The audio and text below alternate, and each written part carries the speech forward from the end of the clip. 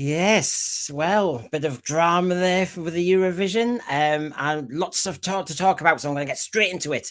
So welcome to our Who Night, the night we've been anticipating and or dreading for quite a while. So we've collected our thoughts, and we'll put our best Whovian foot forwards to reflect on what did we just see. Our full first frank impressions. And as you know, with our tasty items tonight, we've also got the Broke Hack Bingo. We've got What the F, which might take quite a while. Remember, What the F is awesome and or dreadful, double whammy there. And I think what I will say straight away is we've got some beautiful super chats straight away. Lex Kane, thank you very much. Not a fan of this idea. The Rani only worked in the original Doctor Who and was the best in original classic Who. We might be talking about that in a moment under What the F. But he's also added, because he wants to get his words in there. Thank you very much, by the way. My overall score for this episode is not out of 10. Still didn't feel like Doctor Who to me at all. I think this is the end of Doctor Who. 8 episodes does not work. Bring back the wilderness years. So there's a starter from 10 from Lex Kane.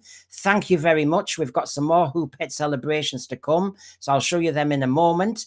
But thank you for that. And everybody else who's joined us. Of course, I've got a full panel and they are dying to collect their thoughts and all the rest of it. But it's Eurovision, isn't it? It's Eurovision. And of course, with it being Eurovision, we've got our own Senssphere. What did they call it? The Harmony Centre, whatever it was called. Yeah, that was it. Well, we've got our own. Here it is.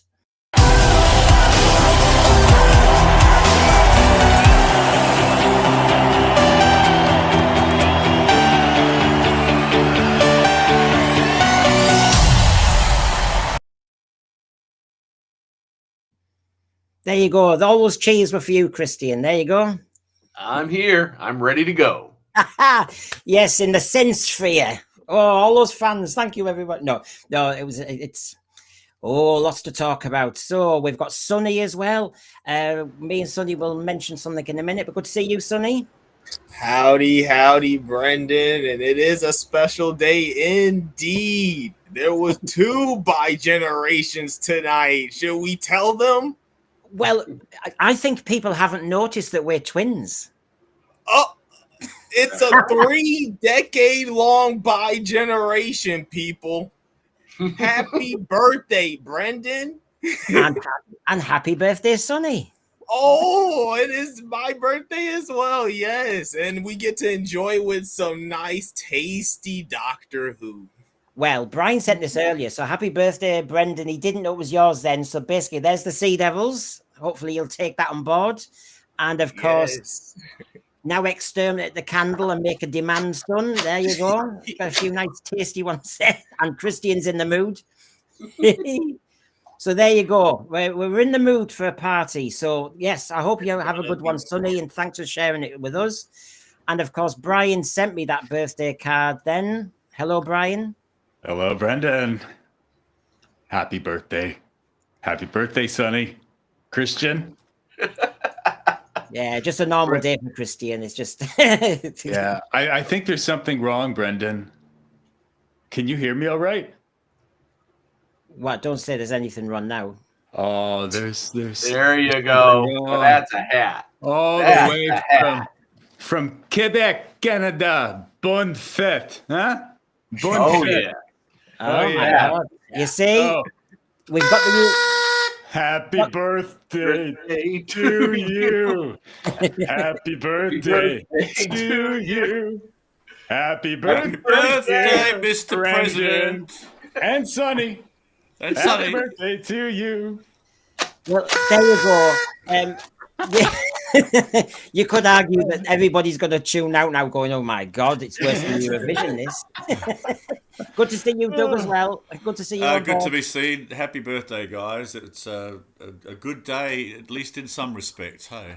Yeah. Well, we did have the big Eurovision extravaganza, which was the Interstellar Song Contest. We had some strange creatures in the audience. We had some amazing visuals. Yeah, I mean, it's going to be very interesting what we say about this, but that there was only 47 minutes of that, and they crammed quite a lot in. I have to say the visuals were stunning. And gosh, there are some amazing scenes to talk about. But sometimes I wonder whether it's the visuals that sometimes try and paper over certain cracks. However, the only way we can talk about this properly is if we really get straight and knuckle down into the what the F. So here we go. Is this death? It's the end, but the moment has been prepared for. What have I just seen? I don't believe it.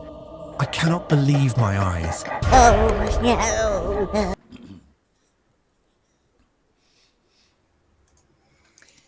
Yes, what the F? Now, we are going to be fair tonight, as we always try to be. But, don't worry, people, if you've enjoyed the episode, because there are aspects that I enjoyed too, and I can only speak for myself at the moment.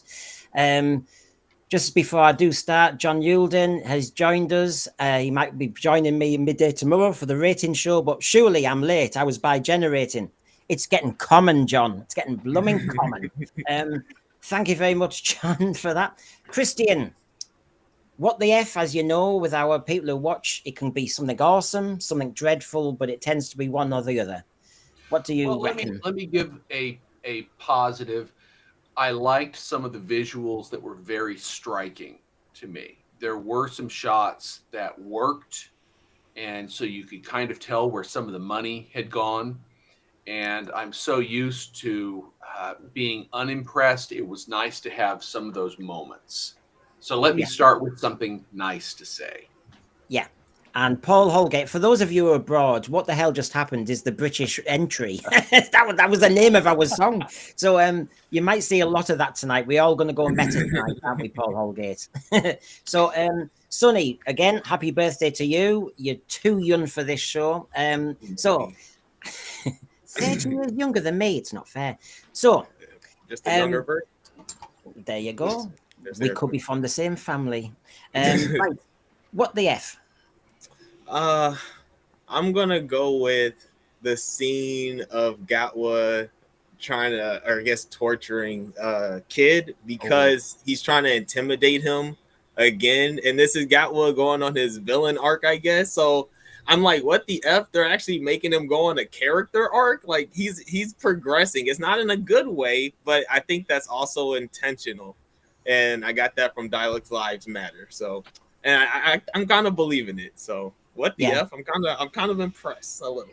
And we will. So these are just the opening gambits. We're going to really look into these. So don't worry, everybody who's watching us. We're going to go into detail. But yes, he's having his kind of either we'd call it his Sixth Doctor moment or his Time Lord Victorious moment. Yeah, he's doing that. So yes. Okay. So Brian, your opening gambit on what the F? The whole episode. Oh. sounds like a cheat, doesn't it? But nah, it's the whole episode for me, and I'm about to get lynched for this. But I've only seen 3 episodes of this. Homework. Thanks, Brendan, again. This was sorry, panel. This was actually my favorite of the bunch. Surprise, surprise. Oh, no wonder with a hat like that. What do you expect? Let's see how the hate mail come in here. What the F wise? So there must have been something awesome or that you. Well, it's just I was like, why did they wait so long to put out something like this, which was more of a traditional thing. I mean, like, sure, there was the big spectacle, but in general, Doctor and the girl land. Troubles a brewing. There's the catastrophe. He's got to save everybody. Everything gets resolved. The end, and then of course they tack on that big reveal once the credits started rolling. Take out that big reveal thing and take out Susan. Quite frankly, I couldn't care less about that.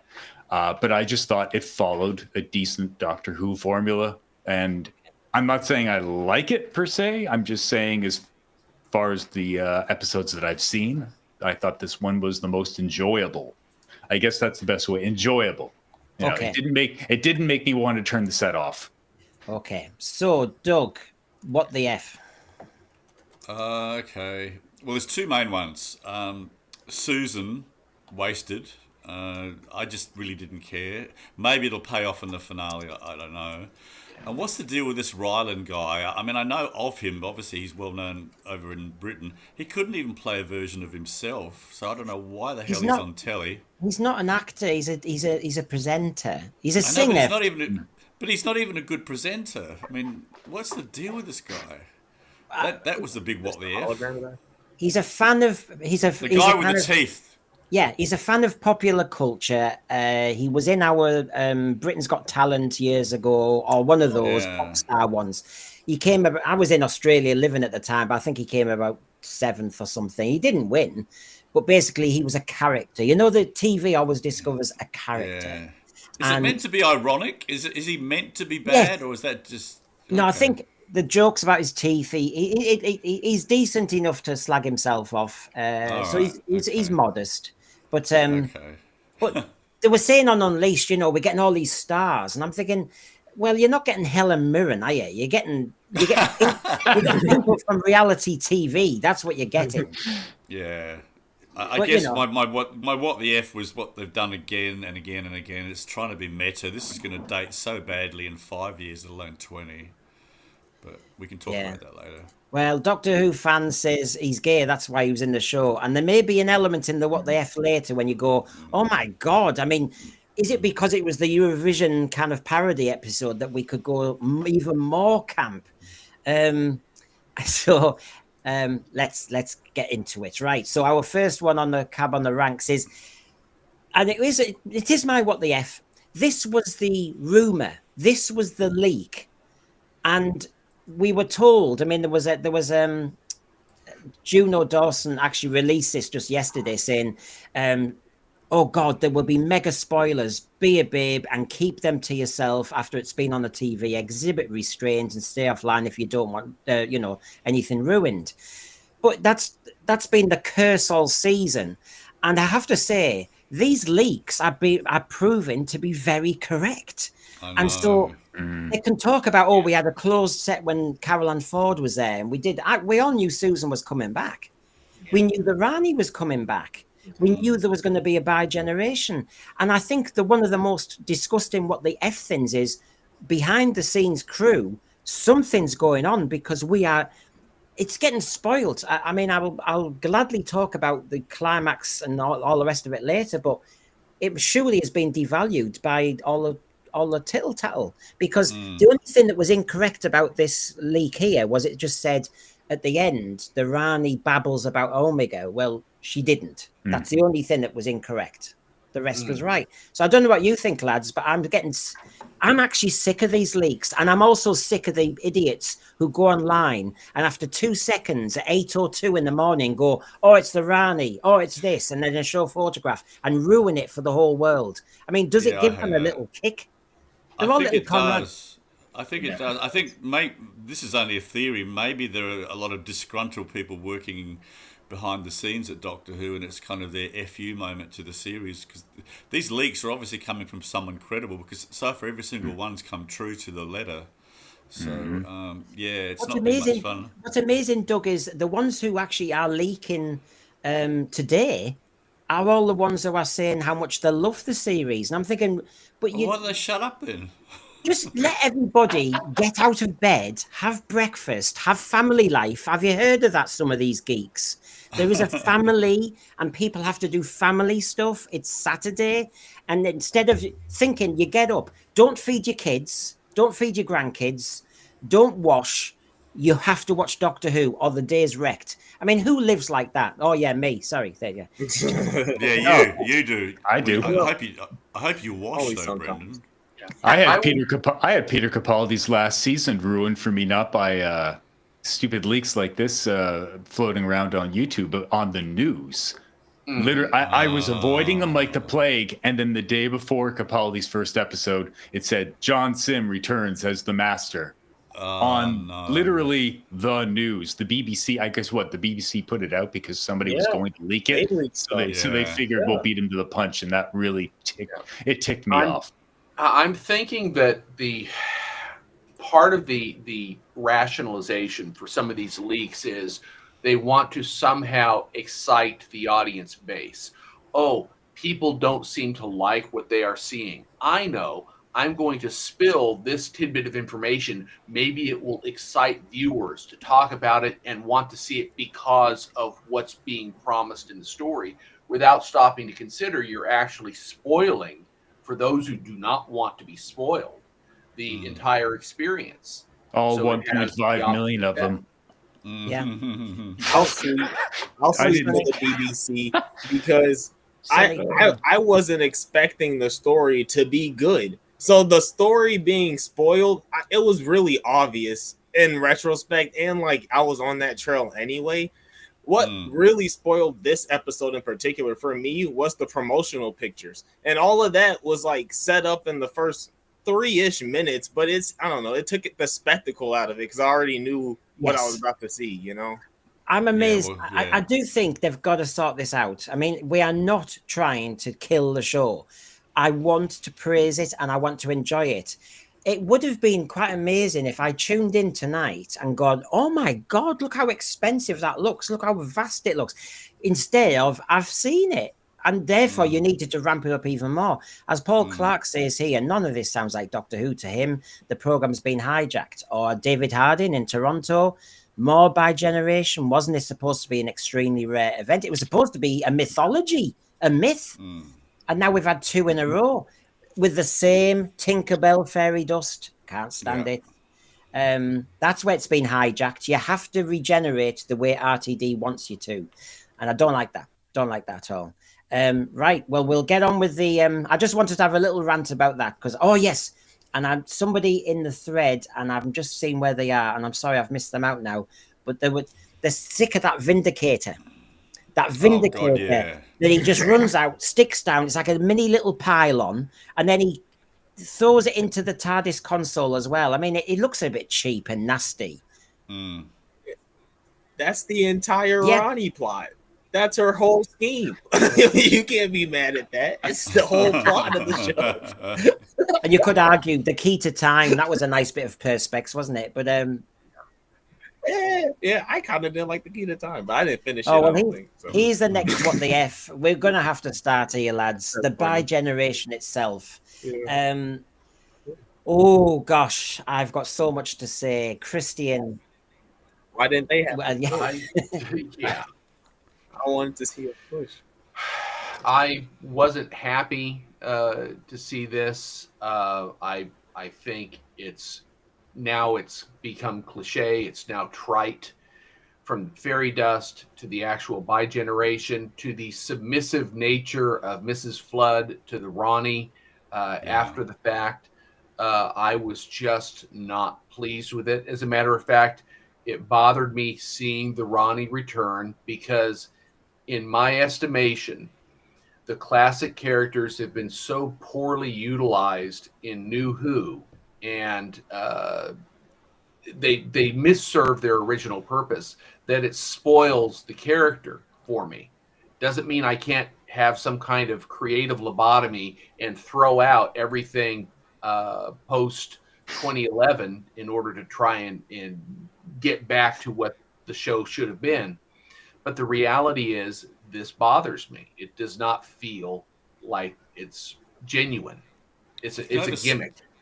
You know, the sad thing for me is I didn't really even care. We were saved one thing, though. We could have seen Mrs. Flood in her knickers, as we did with Ncuti, so we were saved that. But I just didn't even care about this. That's how much it's gotten to me. I didn't even care. I was trying to work out if it was so underwhelming because we'd heard about it. Yeah. That anything done for the second time is never as good as the first time. Derek Jacobi, revealed as the Master, was an outstanding ending to a fairly average episode. Absolutely. And now RTD seems to want to do this again and again and again. Will we really be talking about the Eurovision episode, or will we be talking about the end bit? And you think, I think that's a cheat. But on the bi-generation itself, Brian, I don't know where you start with this one. Christian said quite a lot there, and there's a lot to unpack. I do think there is a problem how this is getting depicted for the second time now.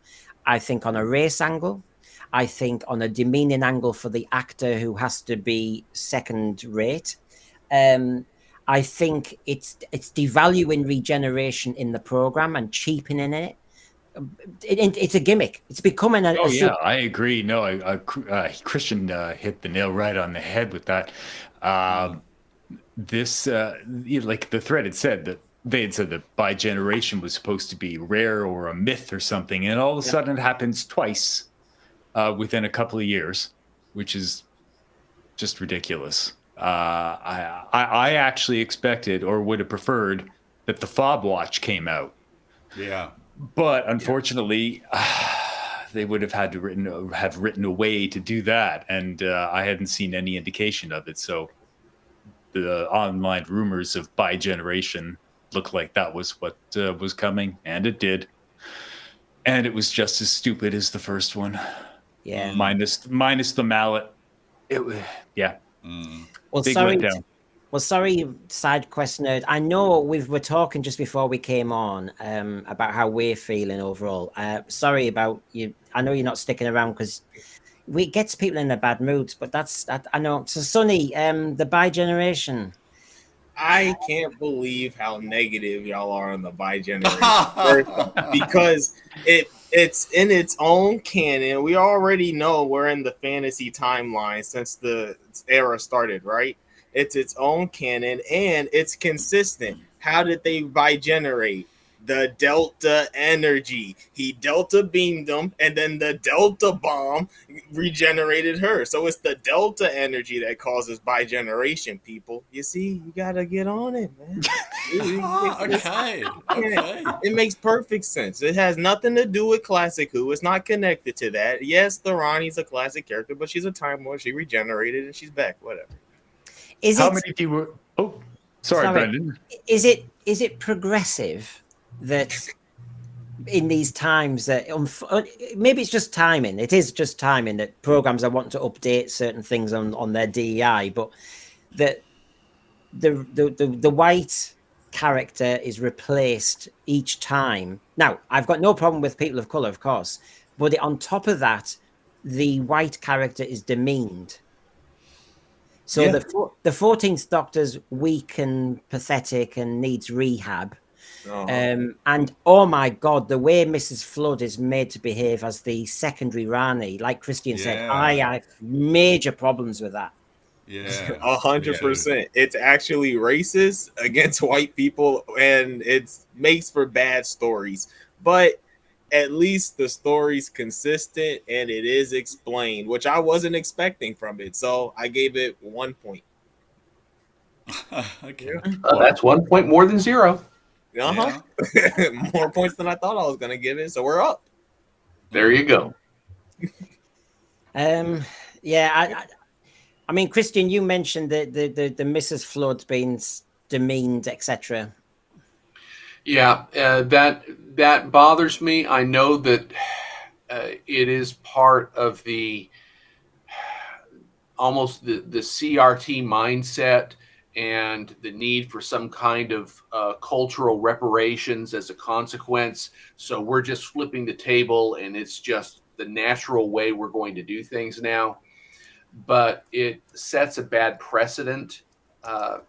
The only thing that I could take away that might be credible is that the original character, the 14th Doctor or Mrs. Flood, because they were the preceding version, the one who's dominant, who has more of the energy and dynamism, is going to be the successor that branches off from them. As Sonny has pointed out, the cause appears to be Delta energy, so that's a catalyst. Will they play into that later on? I don't know, but I'm grasping at trying to find some kind of legitimate way to carry this forward, because here's the thing. As Sonny's pointed out, this is the fantasy timeline. It's an offshoot from the universe that we know. But it's not been made really, honestly clear that this is an alternate timeline. We aren't coming out and saying there is still an original timeline out there with a legitimate doctor in it, and we've been in an offshoot for 8 years. You're wrong, DD. You're wrong, DD. Episode 1, the Robot Revolution. There was 5 seconds where they showed that there was 2 timelines and 2 different Earths in the TARDIS. You're wrong, DD. All right. Got him. Point for Sonny. I don't know about all this Delta stuff because all I could think of when they mentioned it was Christopher Eccleston, number 9, and Jack Harkness getting the Delta wave ready to take out the Dalek army. So I mean, he was going to use it as a weapon to kill how many trillion people. So that's all I thought of. I don't think it had anything to do with the Bi generation at all. I think it's just Russell thinking he's clever again. You're saying he's going to regenerate into Christopher Eccleston. It's just it's just on his cleverness front. You think, right, okay, then you thought David Tennant was the one who kept the trousers, but the underpants went the other way, as if. I'm sorry, we know what was going on there, and you would never dare ask Anita Dobson to wear without trousers. And Thank God. You wouldn't ask Archie Punjabi. No. I'm sorry. So therefore, have we got sexism in play here? Because why have we objectified, as I said to you, Sonny, the first Black Doctor, he's objectified and made into a sex object. And, you know, that's progressive, but the women keep their trousers. Come on. No, well, you nailed it. You nailed it there, actually, Brendan, because that's the first thing I thought of. They had to do this sort of tastefully. Speaking of which, every second person was flirting with the Doctor in this episode. They're really sexualizing him to the nth degree. I just couldn't deal with it. This broke me. Well, and Mark Jones, very good point.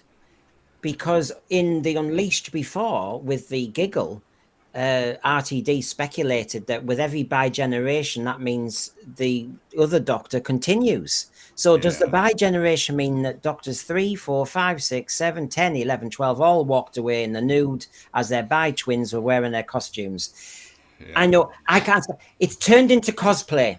Doctor Who is really turning into cosplay. They no longer want to just say, well, there's William Hartnell turning into Troughton, and it's either baggier or doesn't look, you know. It's always a bit funny in that first episode when the clothes don't fit them. I mean, and then we accept that. Well, I was very happy with the transition with Baker to Davison and him unraveling the scarf in the course of an episode to find his way through the TARDIS, and then ultimately selecting his new outfit. And then I try and rationalize how Jodie Whittaker transformed into Tennant, and the whole outfit changed simultaneously. And you understand why they probably weren't going to be able to make it work otherwise. But man, plan ahead. And now we've got bi-generation and people, quote, splitting different garments of clothes in the process. It's a contrivance for a visual effect, and I'm not happy. It just doesn't work for me. But doesn't dramatically, we're losing, as we said, we've had 2 now. We could have a third. This is, I think regeneration looking the same has been spoilt and diminished it. We've had lots of false regenerations and silly moments. So if you think of the Star Beast, they were blowing it in the air past the two women said, we don't need it. And they blew it away like some fairy dust. It is really cheapening and infantilizing the program. And it's actually something that really is starting to trouble me big time. I heard this room and thought, oh, they wouldn't do a second one, would they? And then when they do the second one, unlike, and I was thinking this, I thought, well, the 14th Doctor is kind of just hanging around with his TARDIS, and then the 15th Doctor with his. But in this case, she's like some sort of, yes, miss, yes. And I thought, whoa, no.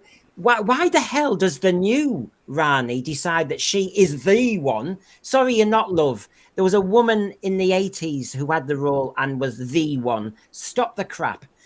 And why does she suddenly think she's the definitive? If you're nicking that line from William Hartnell, sorry, he was the first Doctor. You're not the first Rani. Back off, babe. I'm allowed to say babe because when you're gay, that's what you say all the time is babe and darling when you're actually being aggressive. I really I know. thought another B word was going to come out. Did you So notice did I. I really So did. I. Did you notice that today? How the doctor was when he's aggressive, he said, "Listen, darling." I'm so right. Yes. Okay, then. Right. That's why Yes, no I one's made it. intimidated. Even Kid Yeah. wasn't intimidated at the end. No. Listen, darling. I will follow you. Take me to dinner. Yeah. There you go. Well, actually, but looking at that scene reminds me of the fact that when they did Family of Blood, the vengeance of the Doctor at that moment was very powerful because it was relayed as someone talking after the fact. He actually carried out his threat, and this is how it unfolded for us. But when you have the actor himself remark on it, it takes the gravitas of the moment away. That's just him blowing noise. So unless he acts on it and we see a consequence down the road, it's an attempt to give the character gravitas that's absent otherwise. And by the way, lads, I thought the Rani, the original Rani in the 80s, she, especially in Mark of the Rani, she scoffed at the egos of the other two male Time Lords. She doesn't want to, she doesn't like all that nonsense. And that was what was in. Yeah, she was in. She says, "I'm a scientist. I really don't want your ego crap." Yet this new one looks as though she's really on the ego trip. Yeah. Well, she is on the ego trip. It's a matter for her. This is now for some reason that we don't know, a personal vendetta for her. The original Ronnie was a very dispassionate scientist. If a bunch of people die in the process of her discoveries, that was acceptable to her. But it wasn't personal. For this version, it's personal. And I'm not happy with that interpretation either. No. I mean, and I did you get a sense that the way they're making Anita Dobson play, because she even called her Mrs. Flood. Rani said, "You're Mrs. Flood," and I thought, "Oh, this is." But I get a sense, you know, when we got the Master and Missy together, and Missy wobbled, and she looked as though she would help Capaldi. Yeah, that's what's going to happen. That's what's going to happen. She's I mean, going to be a goodie. Yeah, so Doug, sorry, there you go. Shall we go for lunch now? We've solved the plot. Yeah, exactly. I was thinking the exact same thing. She came across as very timid, whereas the new Ronnie, the one who said, "I am the Ronnie," she was the one who seemed to have all the evil intentions, and the other one was just kind of standing in the background like this. And and that doesn't make sense. No, it really doesn't. It doesn't make sense. The Ronnie would regenerate from her, right? So Mrs. Flood should be the Ronnie, which I could see this character having some sort of heel turn later in her life, like from the original character, and becoming a Mrs. Flood type after a couple regenerations, but not the bi-generated version. And it wouldn't make sense to bi-generate into the original Ronnie, right? Right. And I'm sorry, but forget the DI crap that we have to put up with half the time, but Anita Dobson's a really good actress, and she's been given like one line at the end of each episode, and then I thought, oh, she's going to get an episode soon to herself. I know she's still in it. They better give her some part, because that's just, it's demeaning to her. And then somebody I've not heard of, she may be brilliant, but you know, you think, oh, aye. And I'm just getting going. Michael Nemo, thank you very much. RTD is progressive. Rights pronouns, LGBT themes, Davros walking, female presenting doctors are better, and then refuses to have Gatwa in Jodie's outfit. Half the stuff Gatwa wears is femme presenting now. I know, go fathom that one. Thank you, Michael. And of course, I have come up with a new, the Who Pets again. Here we go. Yeah! Woohoo! There you go. They're There you happy. go. Horns, love it. They're happy. Oh, that's great. So, I mean, the bi-generation, it's left a nasty skid mark because we really should not be getting any involvement in underpants. You're hanging around with Rachel too long. And you got it. and yet when we sorry, and when we look at Mrs. Flood early in the episode, I was really looking forward to this.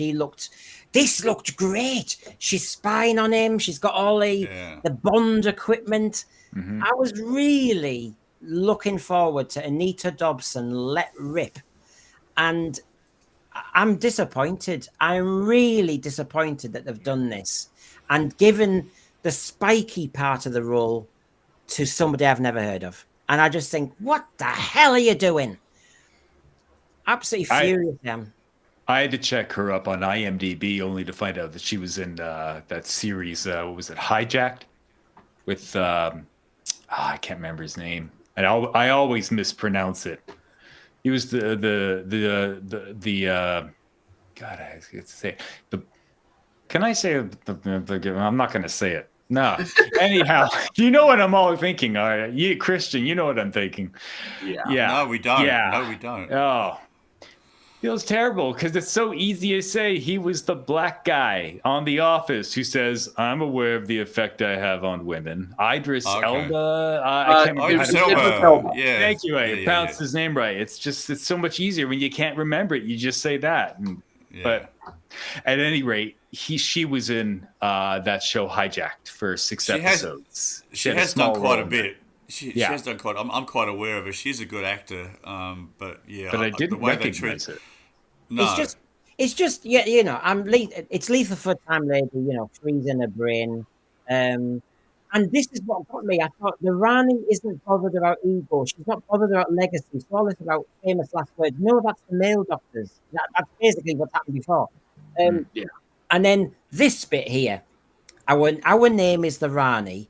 Now the doctors have never talked like that.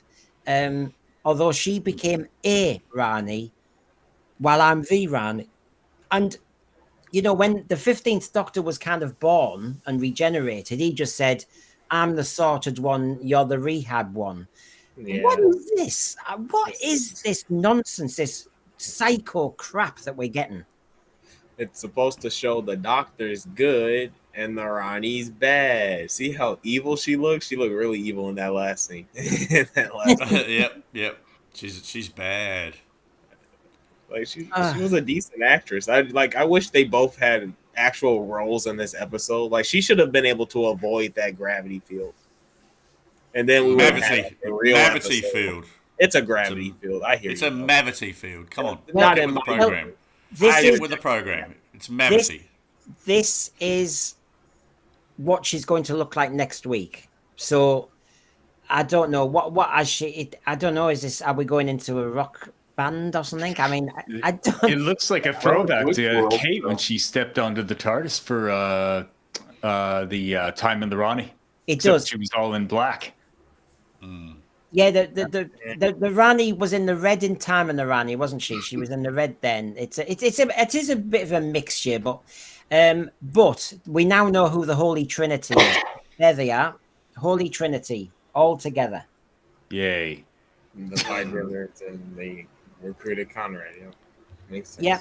So Conrad's looking a lot smarter. You've got the Rani looking like, I don't know, she's going to be in a Eurovision entry from the 80s. And then you've got Mrs. Flood, who is another Rani with the keys from the prison, it looks like, Or something, yeah. So I don't know what they're planning, but that's the Holy Trinity quite clearly. Yeah. Yeah, I don't know. So there you go. That's our first item on the rack on the What the F.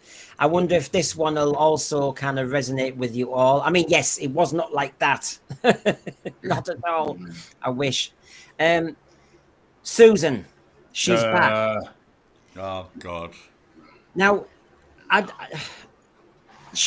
look, as a Doctor Who fan, hello, she is the original companion, so to speak. The first ever story was named after her character, An Unearthly Child.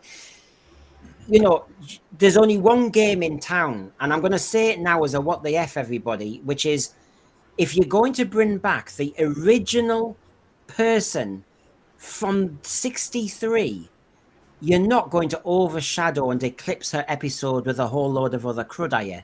Oh, you are. So the Rani a 1980s character has been written to eclipse bringing Susan back. I think that is bloody disgusting. Bloody disgusting. I RTD, was super angry. fan. No way. She might be in her 80s and she might not be able to do a full, 47 minutes or something. I don't know. But honestly, craft it, RTD. You've got to use your brain. You cannot do that to an original person. Otherwise, you do cosplay and then you do kind of Easter eggs and you just play at it and it's all superficial froth and there's no story. You could have easily crafted a story where Susan's been left on Earth, she's knackered, she's old, and it would have pathos. Come on, start writing, will you?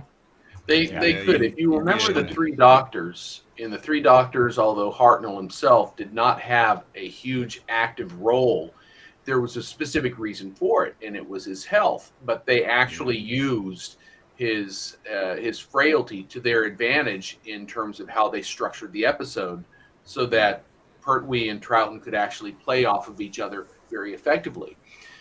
In this case, you do not want to have another dynamic legacy character overshadow a classic character that you're trying to give the time of day to. In this case, there needed to be a Susan-focused episode, and you don't want to have her reduced to being a visual Easter egg for the audience. Hey, here's a member berry for you. Lap this up. Well, aren't you happy? She'll probably be back, most definitely next week or the week after. But yeah, it'll have to pay off in some way. It has to pay off. This made me so angry. It was such a waste. How can it? That's what bothers me. Brandon is right. Like it's an insult to the whole history of the show. They should have just left it alone. Like you weren't going to use it. There's no reason to bring her back other than to have the classic Who fans say, "Oh, look, it's Susan. It's Susan." I don't care. I've moved on. It's the show has moved on for so many years. I don't care anymore. It's like you said, member berries. I'm not falling for it. I'm not gonna drink the member berry Kool-Aid. And as far as the new Who fans go, they don't even know who she is. Yeah, you nailed it. You nailed it, because most of the people that know who she is, that care, apart from us sad gits, have stopped watching. So the people that are watching don't even know who she is or what the significance is anyway. There is another leak, another rumor, and remember, not every nugget of it has been true, but another part of the leak is that Belinda Chandra has a telepathic link somehow to Susan. Now, if you think about it, that might mean they're the same person. Oh, now, God, no. But the point is, if you go back and watch, when he's in space, and everyone's going, "Oh, he suddenly starts to think of Susan." He's never looked at Susan every time he's even regenerated. Suddenly, he's thinking of her. No, you've also got to look at what Belinda was really upset, and Belinda was talking about him, and didn't get to say goodbye, and I never got to say anything to him, and then suddenly he thinks of Susan. I'm just wondering if there was a little bit more there. But the point is, season 1 was all about Susan Twist. That was it. And he goaded us about Susan coming back, and then she was a non-event. And then in this season, make Susan the bloody event, and then you've got a payoff. But no, we're just going to surprise you that once or twice when he's a little bit frozen. He's been frozen, he's been drawn and quartered, he's had everything done to him. He's never thought about her before. Well, let me ask everyone this. Does anyone here feel, based on what we've seen and experienced in season 1, that RTD will stick the landing with this finale? No. Oh, I don't. It's going to be a bunch of spectacular crap, as far as I'm concerned. Well, let me just say, lads, did you notice how many people died tonight in the whole episode? Nobody died. All that money, all that hype, all that jeopardy. I mean, I will get to in fact, I'll mention it now, because to be quite honest, I know I always, at the moment, I sound a little bit negative, but actually there were some amazing visuals. Yeah. And, that was a good one, yeah. This section was stunning. I personally think on the what the F. Seeing Ryland freeze up, because that was what they focused on. Then you saw the Doctor freeze up. This sequence when everybody was dying, I thought. Yeah, when you thought they were dying, because I was like, "There's no way that was people." I remember saying that, and then I was like, "Wait, that's all the people." And then the Doctor threw up, and I was like, "Oh, this is cool." I thought, oh, now this is Doctor Who. This is good.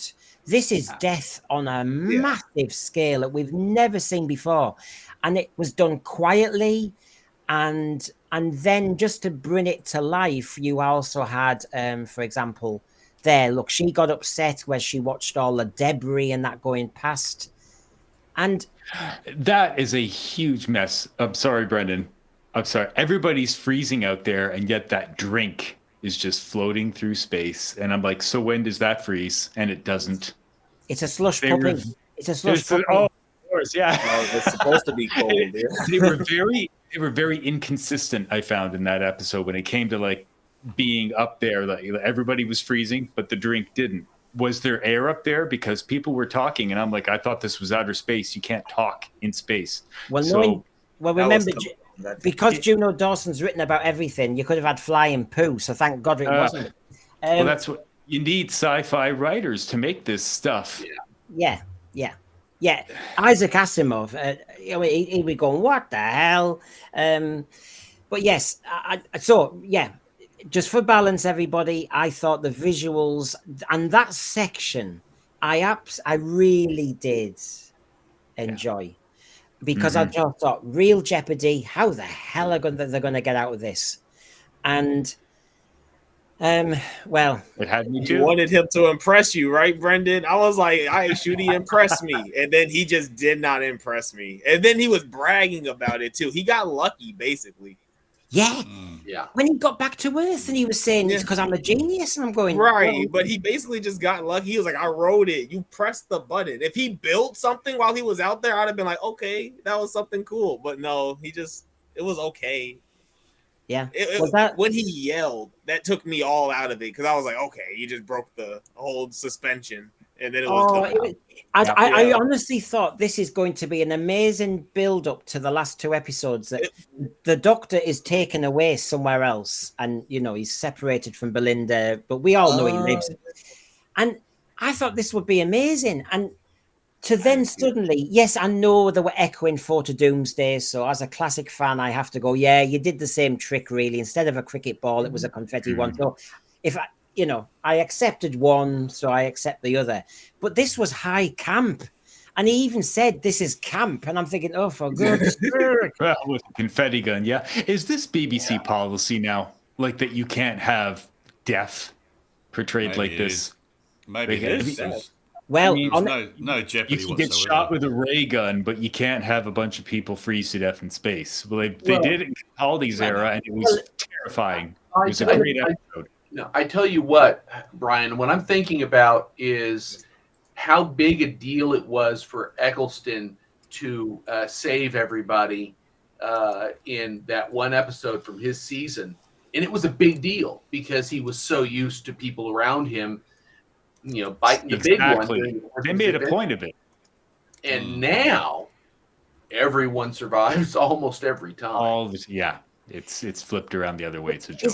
Is the casual viewer, if they had tuned in week on week, we hope people are, the casual viewer must go, oh, nobody died. I don't know why I watched it in the end, because basically everything gets solved so quickly.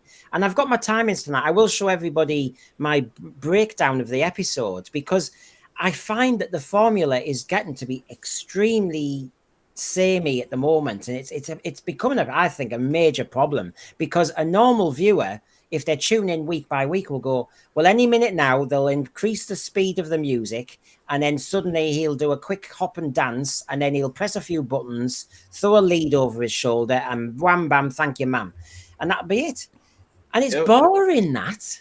Yeah, it was so lame when the Doctor was using his screwdriver to just destroy the gun, destroy the bomb. Dude, this is why it was destroyed in the classic era. I get it. It was like because of stuff like this. You can't do that. That was so trash. It was, and here you go. They've spent all the money on the CGI, and I have to say, it looked fine. It looked big, awesome. I mean, as a one-off. Okay. But as we were saying before we went on air tonight, if you're going to do this is why the BBC are desperate for Disney or desperate for another core streamer. This is the nonsense about this. They are desperate for the money because RTD, as soon as you give him money, he spends it. If you were going to do this Interstellar Song Contest, if you did it as a 2 or 3 episode arc, you could have really enjoyed all this CGI and then had a proper payoff. Instead, you rushed it and I think cheapened it in the end. Yeah, I agree. Yeah. Well, it seems a lot of people are complaining about that. Sorry, Christian, you go ahead. That's okay. I was just about to say, you have to ask yourself what's more important, powerful and compelling story or the effects? Exactly. Yeah. Superficial or content, yeah. And it's a shame. It looked great. I'm not knocking that. I mean, Doctor Who's never looked better in that way. I know some people get funny about green screen and that. I tend not to. I actually, this is Doctor Who. Wow. If I may, Brendan, what you and Christian, everybody's been saying now, and I've been hearing this online, I think that the BBC have fallen out of touch with. It's funny how in 2005 Russell T Davies switched it over to the 45-minute format because that's how American shows are. But I don't think that's no longer the case. They're not putting Doctor Who on regular network television to put commercials into it. And basically what's happening now is, like, I watched the first part of The Seeds of Doom last night. 24 minutes of gripping sci-fi and terrifying sci-fi, and not one special effect except for styrofoam snow and a little remote control helicopter landing at the base. Absolutely gripping stuff, and they didn't have to spend a penny on anything expensive. Yeah, it seems like we can't get that now. We can't get that quality of writing. We can't that quality of acting. It's just special effects, and go. I think you can't get through to RTD on this one. That's the thing. I agree with you. But I think RTD is obsessed with we have to compete with the Americans. And I'm thinking, stop all this nonsense. You can compete by being clever. It's made Doctor Who different than the Americans. Well, he's certainly not now, is he? I mean, look at this. This is on What the F. This is how the episode ended. And wow, mind you, I go wow, and then I almost feel inauthentic because it should be a wow. I can see why it should be a wow. And then I'm thinking, but you know what's going to happen? We've all seen cliffhangers. I'm desperate for cliffhangers. But you know that horrible cheat of a cliffhanger when you see the build-up and then next week it's solved within a second. If there's an immunity gravity bubble in the TARDIS or something, some force field, you might get that TARDIS blowing in, and then next week it blows back out again. Otherwise, they're dead. It's over. Well, maybe they are. Maybe that's the twist. Maybe they are dead. The show's no season 3. No season 3. Yeah, that's the twist. I thought, as Dalek Lives Matter is saying, I did think this was that's a good ending. The trouble is, we've had the TARDIS blown up how many times now as well? That's a trouble. Happened to Jodie. Ending to Robot Revolution. Yeah. Just how many times do you do this? Yeah. I just think the Rani reveal, underwhelming, partly through leaks, partly because you've already done it before, RTD. Yeah. This, well, how many times can the TARDIS get blown up? I'm a bit bored. Yawn. And it's a shame. I'm not wanting to do this. I'm just telling the bloody truth as a viewer when I see it going, all right, yeah. There's something that doesn't grab me. It just feels on the, they're so pleased about, they can do space stations now and, they've got all the logos working and everything. And, like here, the director, lights come from tiny flying drones, logos that materialize in space, screens that appear out of thin air. And then there was the audience, all 100,000. We just went for it. Some people got in a makeup chair at 4 a.m. in the morning to become their alien selves, and they loved it. And again, I will say it again, behind the scenes, well done. It looked great. They put everything into it. It's just, I don't think RTD and Juno Dawson delivered the same quality back in storyline. I have to say it was an improvement. It felt Doctor Who-ish for quite a long time in that episode. I was actually watching. I was not shouting. I don't know about you, lads. I was watching. I was with Brendan. I was with Brendan on that. For a while, I was actually just a little bit, oh, what's going on? What's going to happen next? And I have not had that happen with any of the Ncuti Gatwa episodes that I've seen. It wasn't Doctor Who. It was Die Hard. It was bloody Die Hard at Eurovision. It's not very original. It really was. Even bloody Russell said it in Unleashed. He didn't even hide the fact it was Die Hard at Eurovision with Doctor Who tacked on. What the hell? Or what the F? Yeah. Come on. Well, I guess for me, it left me feeling hollow as I was watching it because, again, I'm trained now to expect the worst. And so in the back of my mind is that little ticker waiting, okay, when am I going to be disappointed by what I'm witnessing? And as various tropes, RTD tropes popped up, whether it's a comment or a type of character or a type of relationship, it's like, yep, that's RTD, that's RTD, that's RTD. And it breaks my suspension of disbelief every single time. It was way too predictable. So even if it's feeling like Doctor Who and you're just stringing along, it was just so predictable. You're bored still. But like, I don't know. I didn't fall asleep. That's a great point, though. You can have all of these special effects and sets and everything, and yet he still talks about it broke his suspension of disbelief. And yet I'll watch a classic episode, and it's anything that registers as, oh, that's a little silly or that looks a little bad. It goes through one eye and out the other ear, out the other. I don't care. It doesn't break it for me. And I just think what's happened now is that, ironically, they want Doctor Who to be made in England. They want the Doctor to be British. They want it to be a British show. But it has become Americanized. I don't think that's an unfair assumption. It's been Americanized. Well, yeah, and a few people in the thread are saying things like, "Where's the Die Hard bit?" He said, "This is Die Hard," but where was it? The whole thing. There were the bad guys who were like the terrorists who took over everything, and then there was Ncuti being a really bad Bruce Willis. It was even RTD admitted it. It's and he's the guy that was responsible for the production of the show. It was Die Hard. They ripped off the plot. Yeah, Die Hard. Yeah. It's just as you've mentioned Seeds of Doom and various other ones. The snag is with New Who and RTD particularly is he goes against what has built atmosphere and great Doctor Who stories. He goes enormous. The TARDIS is enormous, and that has ruined that effect. Really, the Eurovision. Look, like I said, you can have great effects and everything, but the point is, it's hard as a viewer to relate to. Who am I relating to? Am I just relating to the enjoyment of the whole big event? Whereas, in the end, by fluke, and this is the other thing narratively, by fluke. I mean, this is baby writing. I mean, I'm sorry. I'm not a script writer, but gee, God, this is level 1. So basically, in a 45-minute episode, we're going to lavish all these amazing CGI effects. And basically, out of these thousands and thousands of pods of contestants and everything, Belinda will happen to be next to the person who has had to hide her real identity. So we get the real bit of dialogue there. Oh, isn't that good? And do you know what? The Doctor will just happen to land back with the two geezers who it just so happens, one medically will suddenly know how to technically deal with a cryogenic chamber. And secondly, the other man happens to be an expert on triangulation. I mean, is this called clever writing? It was brilliant. It was so well put together. I was so impressed with that.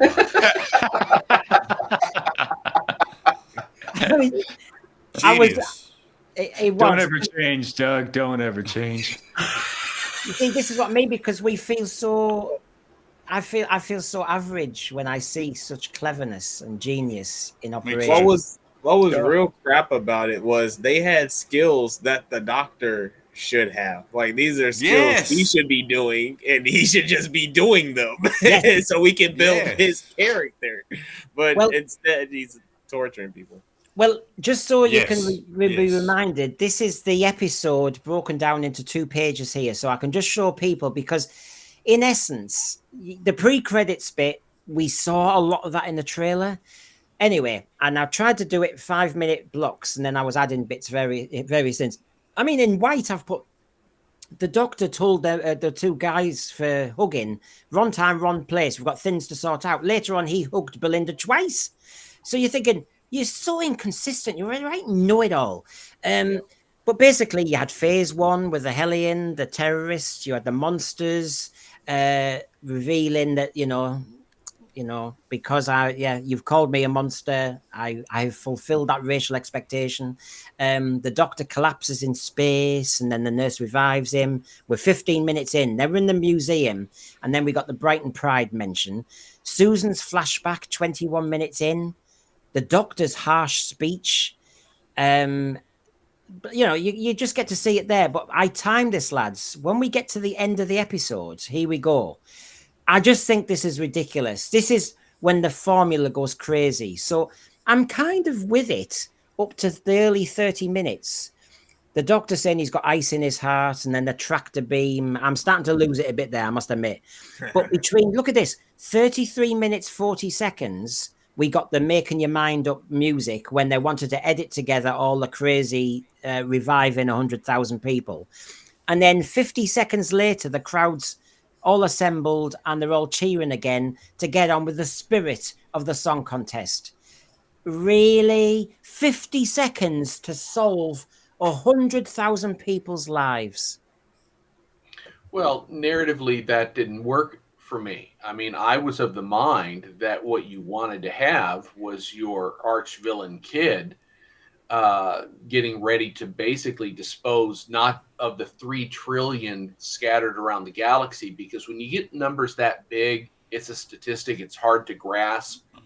But if the intention was to kill everyone there, and you stop him just before carrying out that fatal act, that's where the story should have been, because everything after he was defeated was an extended denouement. And that again, narratively, that does not work for me. That's probably part of the reason at that 30-minute marker, you're saying, I'm done with this. Well, yeah. I mean, look at that. I mean, by 35 minutes, we were ready to do the song.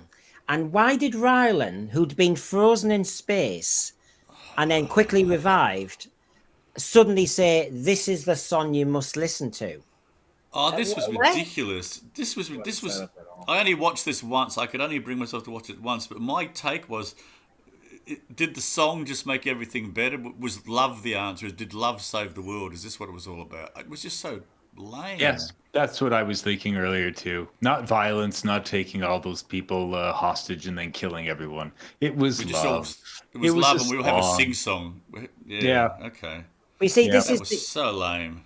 We see, I go on, Sonny. It was. Oh, well, so I was engaged until around the tractor beam, really until around the crowd part where he was making it up, because at least they were trying to explain the sci-fi, right? He was explaining like, I'm using holographic technology to do that. And I was like, okay, I'm following it. But then, ironically, I thought that scene went on too long of them just reviving people. It should have either been like longer and then we had scenes in between it, or just don't do it, because I just thought it was too long. And then into the song, we're just wasting time now. So like all of that to me is just a waste of time, and I'm not engaged, and we're not even watching Doctor Who anymore. And may I say, because I just think if you're going to be a good writer, just be a good writer. 37 minutes, 55 seconds, I counted it as, right? The gay bloke, I've forgotten his name. One was called Mike. One was, the white gay bloke, right? Michael and Gary. It's the same name as my brothers. My brothers are not Michael and Gary. So there you go. Gary. So Gary clapped.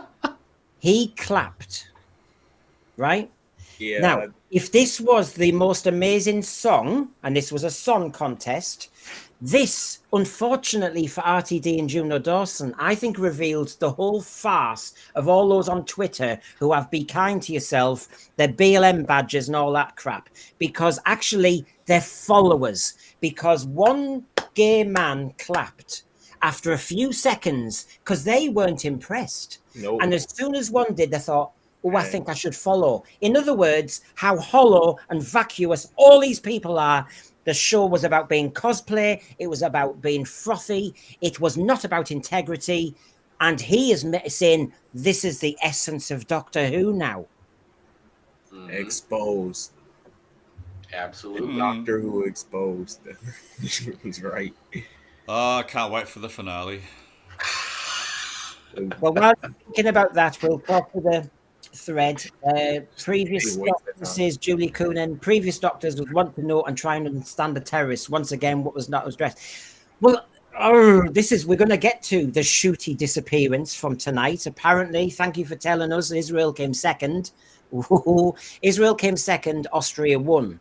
I think Israel was winning, and then they do the public vote. There's two, it gets ridiculous. The United Kingdom were winning 2 years ago. We won the vote. And then the Ukraine vote came in because everybody had sympathy for them being invaded.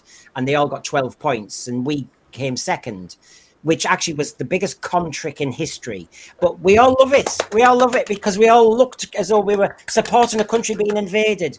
What the hell's that got to do with a song contest, may I add? So this time, Israel looked as though they won. It sounded like a song to me, actually. And then suddenly Austria has actually won the song contest because blah, blah, blah, blah, blah, hocus pocus. Wow. Back to the Doctor Who, the terrorists. I mean, we have got a link here to what's going on in the world. And I wonder why Ncuti disappeared from being on our jury. We may get to that. But I found it really weird because, can I just say, we're going to have to get to the strange doctor bit. You know that when the doctor started to become a sadist. And I have to say, I found this offensive. You want kids of age 6 to watch, do you, RTD? So he said a hologram can hurt. And then he for, and I counted it, it was for 1 minute tortured that man for a whole minute of TV. TV time. And it reminded me, and he told him later, I'll survive and I'll find you. He went nasty again. Hate this man. Disgusting scum doctor. And then I thought of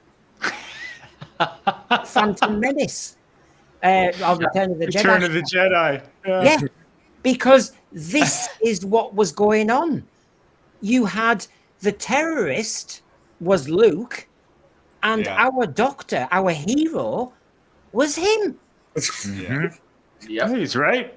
Yep, absolutely. You can't argue that. I can't disagree with you. You're right. Nope.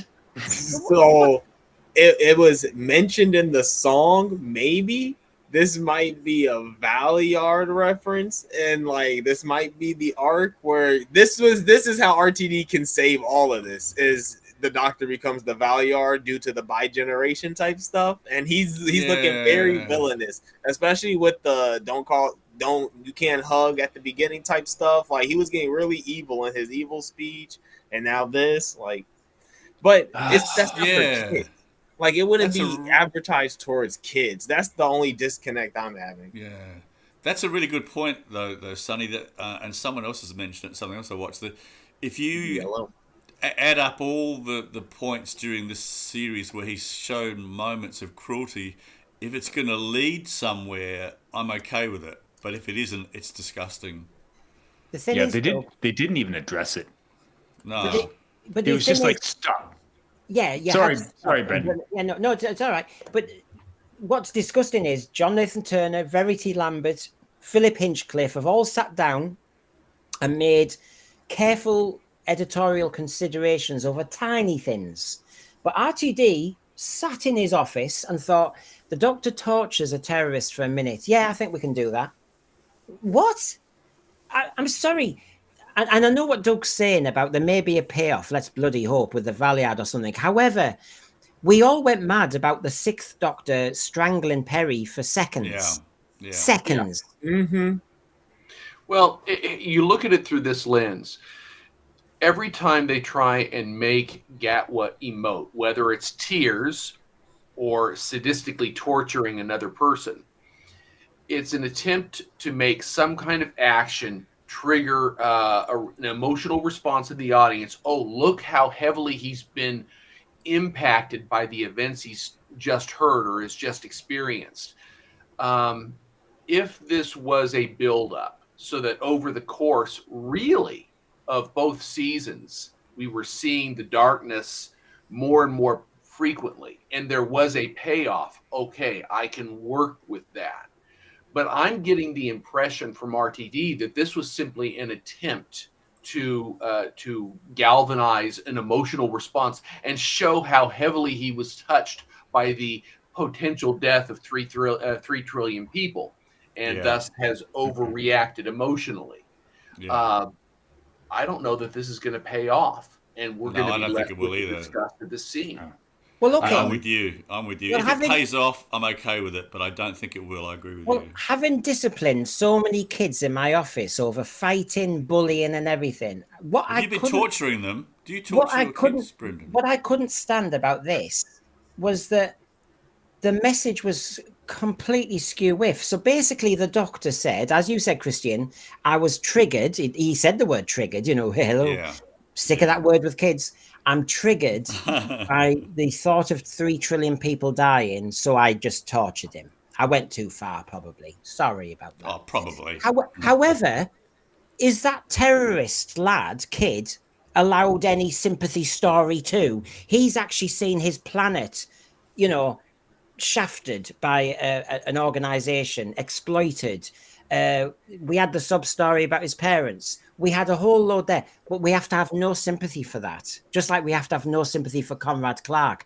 But the doctor felt triggered and suddenly it's all right. I'm sorry, you're in my office. I'm head of discipline.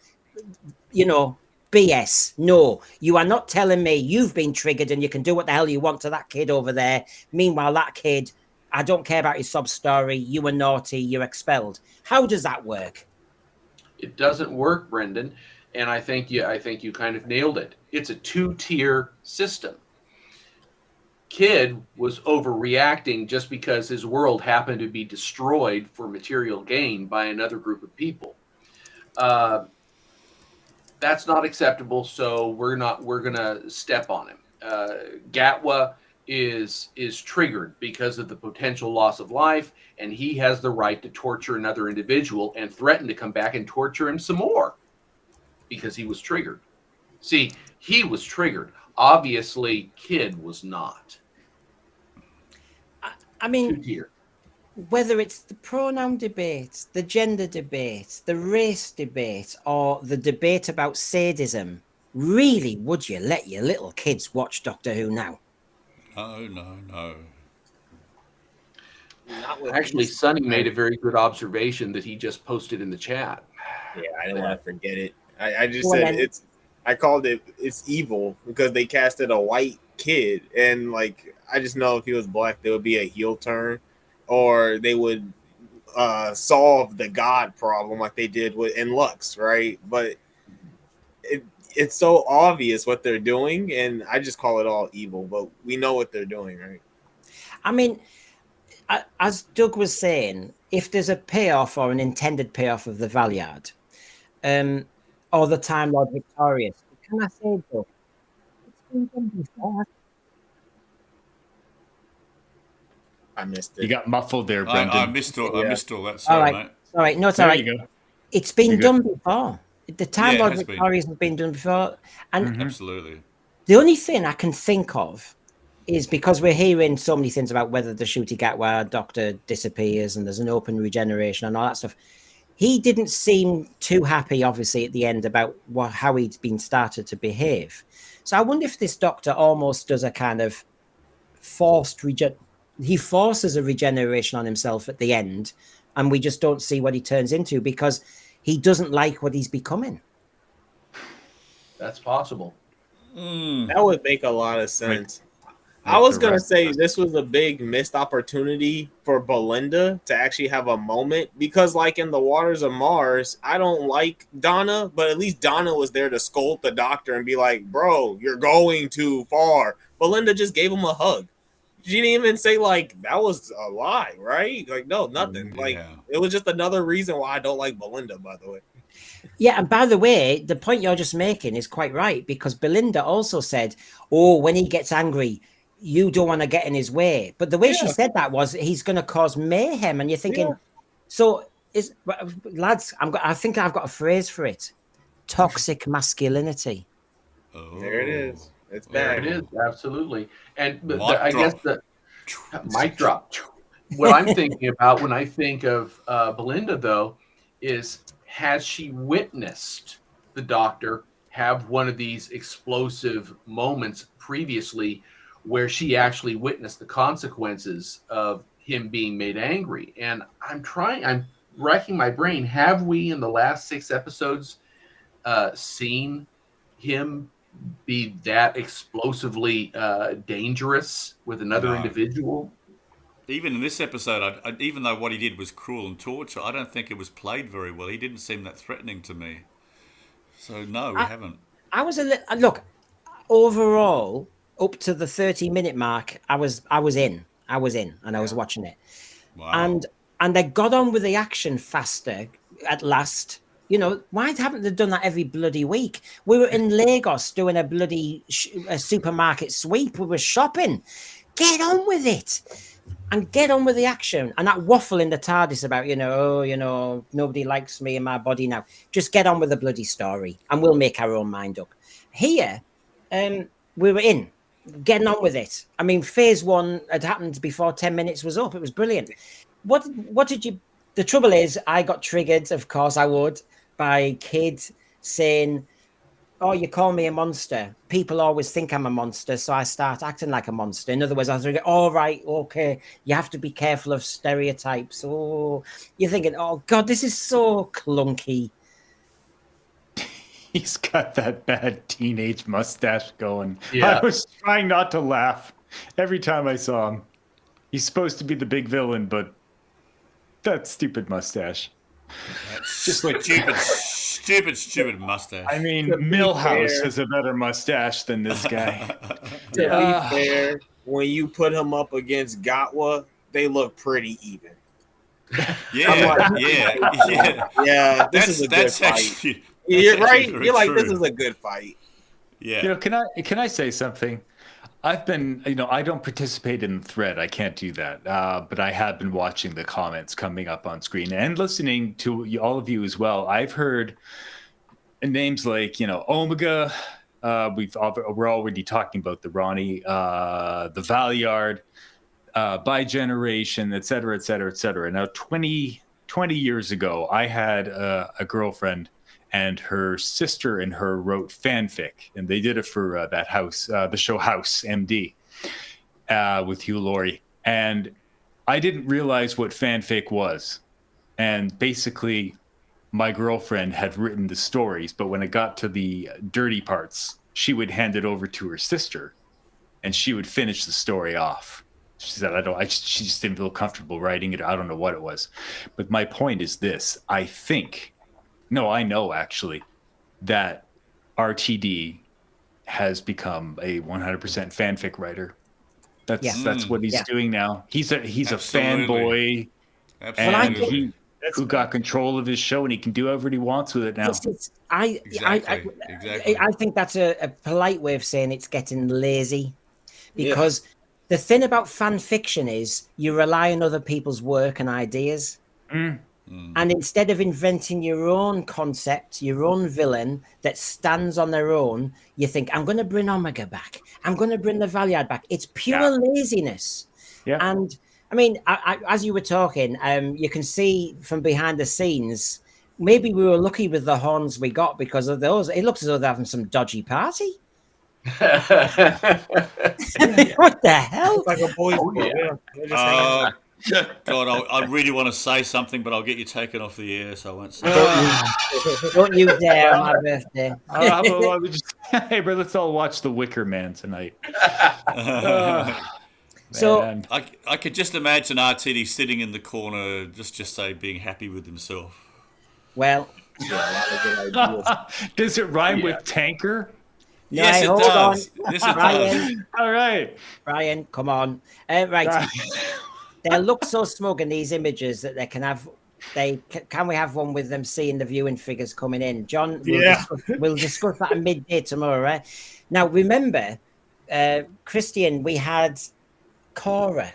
She was almost the star, the quiet star. What did you make of her little arc? Because I never saw that coming, Brendan. I never saw that coming. Oh, that was so clever.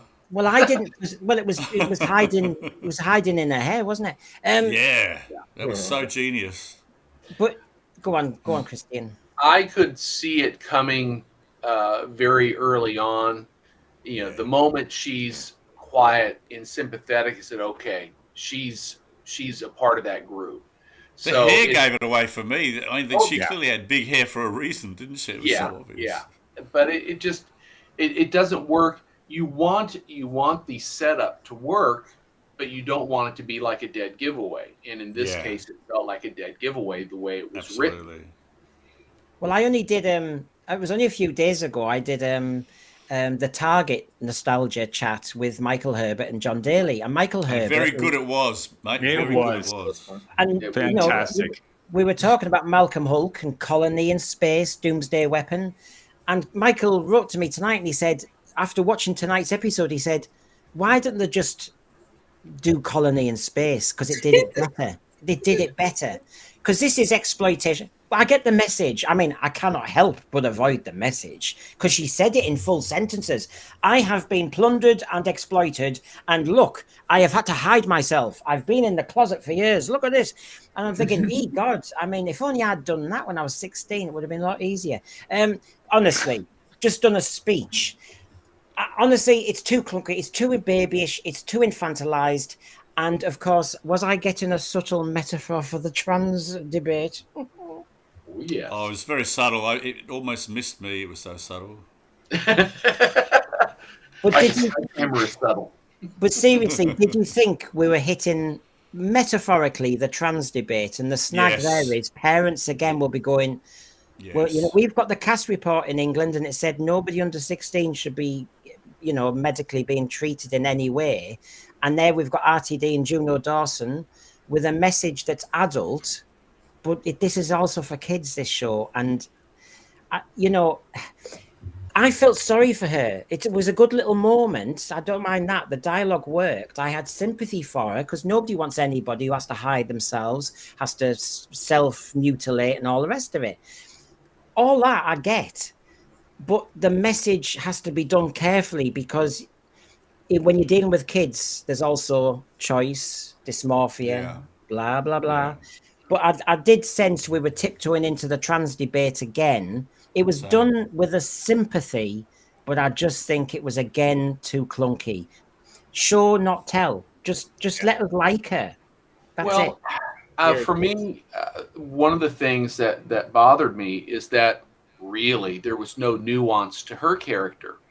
What I was hoping to hear was an exchange between she and her friends saying, I found a way out and I could not turn that down. And this has opened up a world of opportunities for me. I can't go back. And yet at the end, she has to make the decision after what's transpired. I need to be willing to sacrifice that in order to acknowledge my identity to the public. We didn't get any growth on her character, and there was a serious potential growth opportunity if the character had been written effectively. So it didn't work for me, or it didn't work the way it could have. Yeah. If it was a metaphor for the trans debate, which is a very complex debate, and it's not for Doctor Who. It's for proper debate. And I think the snag here is we've had a couple of times somebody who I'll give him the chance to mean well. But in trying to mean well, the message is too fairy tale. In the Star Beast, in the Giggle, And in this one, I really do feel that we've just been a little bit too, it'll be all right. If you sing the song in the end, everybody will love you. And so even Exactly. though, It's very and I'm thinking, I'm sorry, but I wish I could tell the truth. I won't lie to kids. I'm sorry. It's not that easy. It's not that easy. And sometimes people make mistakes. And there's been 2 people on my panels in the last year and a half who actually their children have transitioned, and both of them, it was a mistake. But Oh, dear. unfortunately, it's changed them forever. Yeah. And Oh, dear. so my point is, I have sympathy. Of course, we all do. The thing is, it's just a very complex argument, and Doctor Who hasn't been given the time to do it. To be fair, though, I would have to say if you compare this to all the other times they've brought it up, this one was at least shrouded. Yes, True. It wasn't True. hitting you over the head. I mean, for a child watching this, I could almost say certainly that child was thinking nothing more than she was ashamed of being one of these aliens and was hiding. Yeah. That's all the kid got out of it.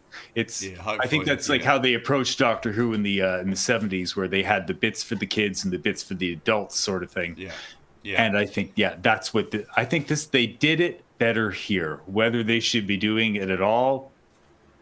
Well, with the cast report saying nothing under 18, I think it was, they shouldn't actually. It's tantamount to illegal. Joe Chapman, look, this is the point. You want to sit down with your kids. I have a child, autistic, 2 dear kids, both autistic girls, struggling like hell with gender. Both girls want to be boys, and it's hell. And I can't say anything, Joe. I've been in so many meetings as a teacher. I'm sure Christine has as well. It's hard, and I'm sorry. I don't know how you'll get through it because of, let's face it, I know the autism is an issue because the kids do tend to be sometimes a bit more literal on this front, and it's very hard to convince them to just wait. They need a label. So I know, and Doctor Who just makes it look so easy, you know, and it's not. So Joe, I know, I don't know what to say. I just hope it works out in the end, because it's torture for parents. Like I said, I've had 2 parents on these panels before, and they're tortured by it. And I hope yours 2 kids end up all right. I really do. Same here. Because this is, we're only talking about a TV program. You're talking about real life, and that's the difference. But so you had this, but you had the capitalist exploitation story, ka-ching. You had the whole lot, didn't you? Everything was kicking off. You got it. The poppy honey. Corporation. Honey, that's right. Poppy honey. That was really clever. Yeah. Mm-hmm. You felt. I don't know if I was going red in the face. I was thinking, oh, has Britain done anything wrong again recently? What was it? Did we take a? And I just thought, oh, can we please move on? I mean, we'd obviously guilted the Doctor enough last week that he had to go to a Nigerian barber's. Britain is so bad, and this week, I dare say there was a hint of empire, and you're thinking, oh, here we go again. Can we please move on? Can we have a story in the future? Oh, sorry, this is meant to be the future. The future's the past. Oh my God. Actually, speaking of the future, did anyone get annoyed by the fact that apart from a few costumes, everyone was just wearing 21st century clothes? Was that a budget thing or just lack of imagination? Everyone was wearing stuff you and I would probably wear every day, except for the performers. There was no, at least with the old Doctor Who, no matter what the budget was, they always looked like they came from the future. There was no effort at all. Mind you, Doug, I've got to be fair. When you watch one of our old classic Doctor Who's and they have always silver foil on or something. Oh, it looks terrible, but at least there was an effort. I mean, these guys just look like they were just going down the shops. Oh, the spacesuits in Terminus were a fantastic effort. Absolutely. Well, you have to make the helmets that big for the 80s hair. It was yes, Liza Goddard, yes. John So- Yulden, he's still up. You see, this is it. We've got our midday shift tomorrow on the ratings, but here he is. This will forever be a scar on the BBC. And he's allowed to say that. His dad was high up in the BBC. And they need to be defunded for this more than anything, in my opinion. They are allowing, I won't say the word on air because I editorially don't. They used to attempt to be impartial and stand for truth. Yeah. Domgo, this stuff has no place in Doctor Who. If RTD and his troop of circus freaks want to make transvestites in space, please be my guest, but leave Doctor Who alone. Domgo, I've got a wider point on that. It's not about the trans debate. It's about the wider feel of the episode tonight, actually. So just wait around for that, because that's part of my What the F as well. And I'll come to it because, Juno Dawson wrote the episode. Isn't it funny? Everybody was supposed to be, he was a baddie in the end because he didn't give the woman a chance because he realized where she was from. So he was racial as well, wasn't he? The whole thing was there. But this is what Juno Dawson said. He got his defense in first. Sorry, she got their defense in first. I'm not trying to get the pronoun wrong because I don't want to be rude.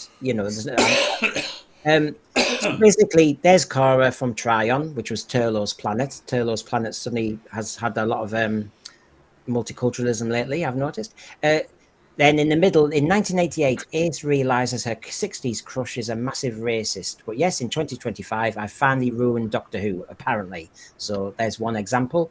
And Juno also said, Doctor Who has always been a fiercely political show. It's always championed the marginalized, the downtrodden, the misfits, and I simply don't know what those whiners have been watching. Now, whiners now, are we? Okay. Well, at least it's not just relentless noise. Here we go. Mm-hmm.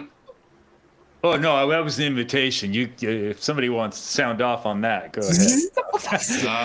No. Well, I remember watching.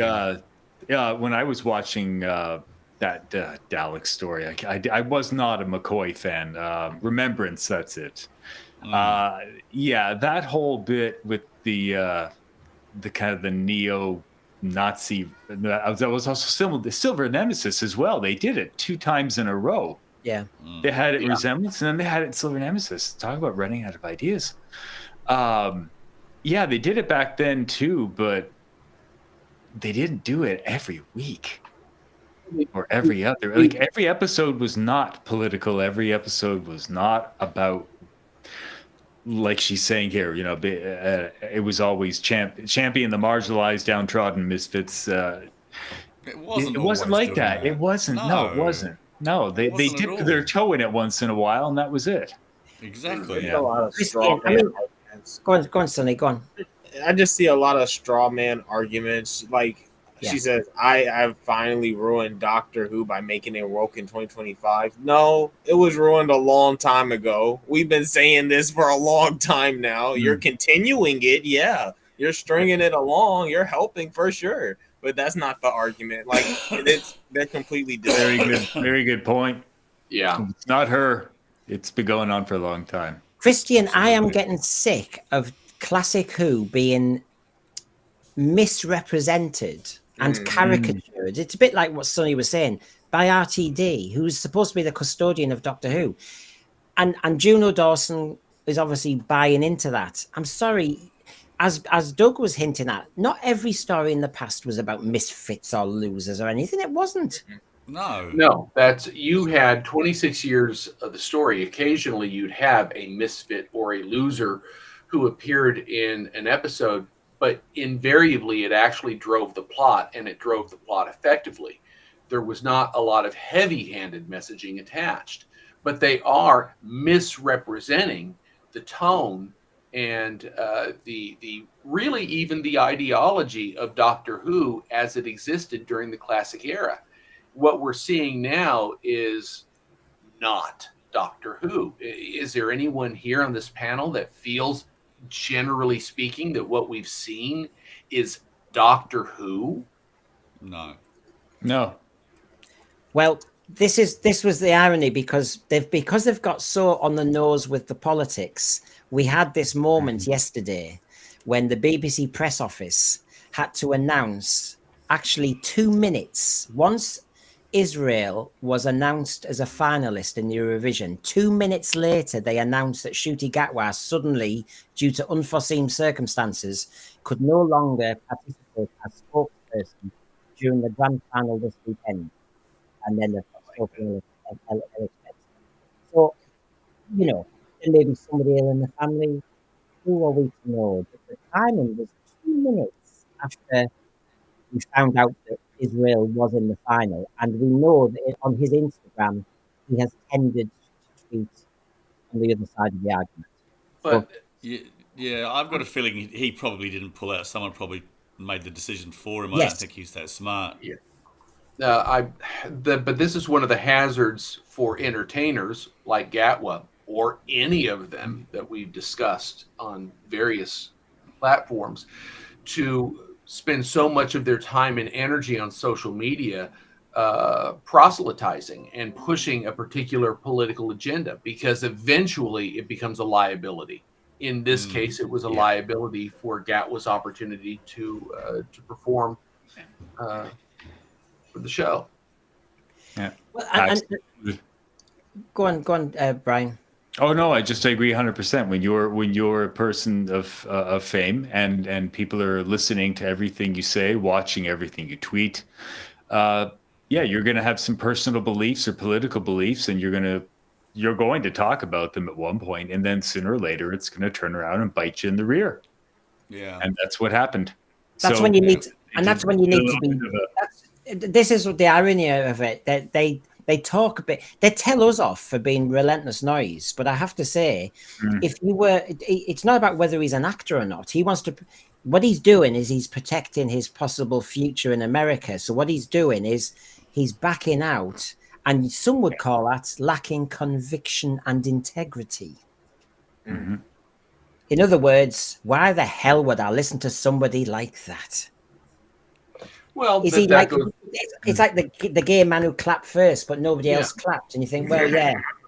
Well, but that goes back to what I was saying about the character Cora. If she had acknowledged to her friends that she had an avenue out for her future and she did not want to jeopardize it, and then had to make a heel turn and stand for a higher calling and sacrifice that career by acknowledging her identity on live television. Oh, we've got someone standing by positive convictions that everyone would more or less agree with. We don't see that from a lot of these people. And if it's convenient, they'll stand by convictions. But as soon as it's not, then it becomes problematic. So there we go. And that was the moment. Israel was apparently have come second, but that's when they got to the final, and somebody made a stud. You're not allowed flags in the audience, but there you go. People wanting to make what is apparently an arts event into something else. I don't approve. So there you go. Now, and Juno Dawson, this is before the episode tonight, said, my opinion is that participating nations should agree to a morality clause. Anything which reflects poorly on the Eurovision Broadcasting Union or vitally threatens free, fair and unbiased voting should equal disqualification. Eurovision has strict rules about political content, and at present, Israel's involvement is intrinsically political. The finale result cannot be accurate or fair. Now, you have just given away what you are trying to do with the Doctor Who episode, which is it's not about whether the song's good or not. It's about whether you clap and give points to the country or the people you like, their values or something like that. And this is the nonsense. I give a better example when the UK basically won 2 years ago, but because everyone had sympathy for Ukraine, the dramatic public vote all went that way. And you think, oh, for God's sake, we're giving them arms, we're supporting them, we're taking their people. For God's sake, can we have the Eurovision at least? Honestly, well said, Brendan. Well said. Everyone oversimplifies everything. It's well said. It's virtue signaling nonsense. And totally. This is Juno Dawson before the Doctor Who episode airs about a song contest, So it's very relevant, saying you should have a morality clause, and therefore, basically, she's saying Israel should be banned. Yeah, no, that's actually unhinged behavior. What he's saying right there, like a morality. Every nations should agree to your morality, is what you're saying. Oh, that's insane. And then you want to kick them out and be a tyrannical dictator if they don't agree with you? Like what? So the whole story, and I'm not getting into the actual international geopolitics because that is complex. Exactly, and this is my whole point. Everyone simplifies it with placards and slogans, and it's a lot more than that. I think it's lot more. insulting. And I think every human being would have sympathy in different ways for both sides. If you looked at the whole thing, yeah, that's exactly my view on it. Yeah, it's all these. I stand with this. I'm against that. Okay, you're entitled to an opinion, but don't simplify it to slogans. There's a lot more going on. But now it looks as though I've taken a political kind of little moment here. But Juno Dawson texted this. Her episode is about a song contest, and she's making the points. I mean, I cannot help it. It's highly relevant. And you're bringing Doctor Who into disrepute. Obviously, again, Juno Dawson being picked has brought a lot of controversy anyway. I actually think the episode up to 30 minutes was managing, but James Dreyfus, who, as you know, is kind of almost blacklisted, it feels like in certain media circles, had a problem with this Doctor Who promotes queer tolerance, says Juno Dawson. And you go, yeah, right, okay then. Queer tolerance. I think I can smell a backlash coming from lots of straight people going, I am bored with the amount of LGBT content in Doctor Who at the moment. There's just way over the odds. Yeah. Or just bored with the content in my life in general. For like 10 years they've been pushing this stuff. And just all media in general, like it's too much. Yeah. Well, I agree. I was going to say it comes back to suspension of disbelief. If one were to look at the variety of non-straight representative characters sprinkled throughout Doctor Who, I'd be under the impression that at least 2/3 of the global population fits that profile. Thank you.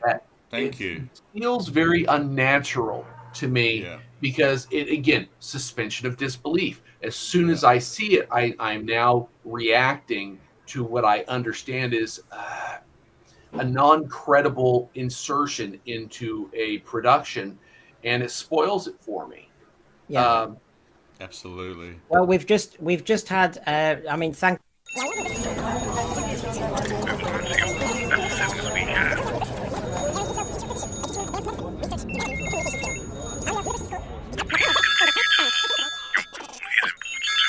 Oh. Well, we've just had... That scared me. I thought that was my phone ringing. Jesus. Well, Michael Nemo, thank you very much. And the Hoopettes are ecstatic.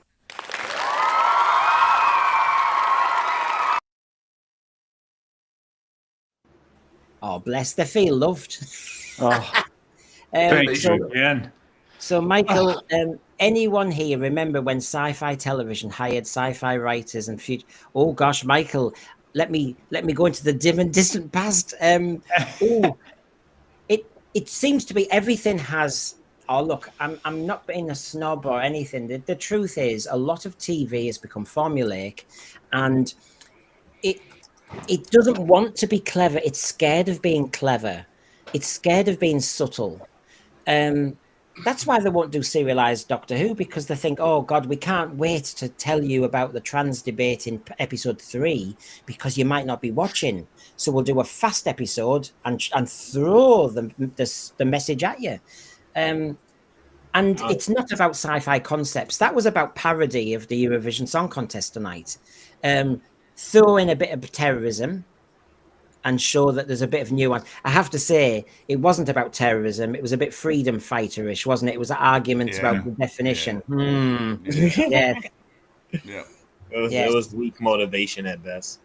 Yeah, Yeah. and that's very BBC at the moment on the Middle Eastern debate, because there is a certain organisation which is banned from being broadcast in Britain, but the BBC have decided to change the rules. Oh. Yeah, yes, I saw the new ones there, BBC. Well done, well done. I am paying your license fee, by the way, but you keep doing that to me. Yes, very interesting. So we had the writer being provocative. There's the writer in Unleashed. And, fair dues. I'm jealous as hell. When that line said Brighton Pride, can I just throw something in? As soon as I heard that, I mean, I'm a Northerner. So, number one, I haven't been to any Pride events in my life. Two, nor would I. Three, I have heard. And Brighton Pride, right? That's the Eurovision last year. And I sense, like Doctor Who, certain programs are getting a bit captured. And this was Brighton Pride last year. And so when Doctor Who talks about to kids, oh, I was at Brighton Pride last year. Were you? Really? What, mum, dad, I'd like to go to Brighton Pride. It sounds like a thing that the doctor likes. I'm sorry, but my issue with Pride, as have been captured over the years, is they've turned into something extremely adult. Extremely adult that you do not take kids to. No. And yet, go on, Sonny. Well, and that's why I don't think they'll ever do classic Who, especially not with these ideas while it's captured, because they would have to show that stuff, right? They would have to go into it, and then they would show their contradictions, and they would show the degeneracy. They would show that, and they would show that it doesn't make sense. Though they don't. They do it in 45 minutes. They waste all of their time, and they fluff it up, and they try to make it sound good and shove it as propaganda. Gay rights activism, fine. Trans rights activism, fine. But Pride in certain events now has turned into a fetish for adults that they flaunt. And if there's kids there, it becomes an event that's not a family event. But our family program in the script tonight has said that. And may I also say, they said Brighton Pride. Well, as you know, every country has loads of Pride events, it seems, every bloody day. The point is, why Brighton Pride? Oh, of course, it's the elite. It's the metropolitan class of London again. They didn't say Newcastle Pride. They didn't say Manchester Pride. They didn't say Leeds Pride. It had to be Brighton because we've got a class thing going on as well as everything else. And I back off. I'm not straight like you. I back off even more thinking, oh, for God's sake, go away. Why was Brighton Pride mentioned? What the doctor is off away with Houdini. The doctor fancies Isaac Newton. The doctor is away with Rogue. The doctor loves these two men saying, oh, we fancy you, but basically goes, no, I've got better standards than you two. He's a diva. And then on top of that, he goes to Brighton Pride. He goes to this Hello, should we join the two sentences together? 1 week he goes to a Nigerian barber's where being gay is illegal. And then the next week he goes to Brighton Pride where there's fetish going on. I mean, please fathom this. There's I'm a bit concerned. level of hypocrisy. Absolutely. I'm just a bit concerned about Brendan. I've got a feeling he's not really gay. And what you call a normal, realistic gay man. Because, I know you are. Yeah. You're very good. You're a very good man, and that's all you need to know. Because this is it's not about show. It's not about how you talk. It's not about and it's not cosplay. It's not cosplay. Can I keep saying Doctor Who? It's not cosplay. And I'm just getting sick of this relentless messaging. As Duncan is saying here, I wonder why you didn't mention Nigeria Pride. I wonder is it not on this there? No, no. And this is the point. This is the point. I'm a realist, and don't you sell me a dud of a script if you're going to be illogical. You cannot have the Doctor waffling on about gay rights one week, and then the next week he's praising Nigeria. Get bloody real. Honestly. Mhm. You just can't agree. do it. Part of me is like, do they know? But I think they know. They're just lying on purpose, I guess. Oh yeah. I I think don't they're know that hoping they- that we don't notice, Yeah, that or the kids don't notice. they know. The kids don't know. Well, I'm guessing that they're living in an echo chamber. They aren't very reflective. I wonder if they actually understand what they're doing, because they're surrounded by like-minded individuals. They are so disconnected from the real world. It's almost embarrassing. It's very embarrassing. Yeah, and it's just a shame. Can we just have can we have the program back, please? Just the program. Now you know that we have an item where we just kind of liven it up in a different way. So let's get to the bingo card. Brian sent us in. Oh God.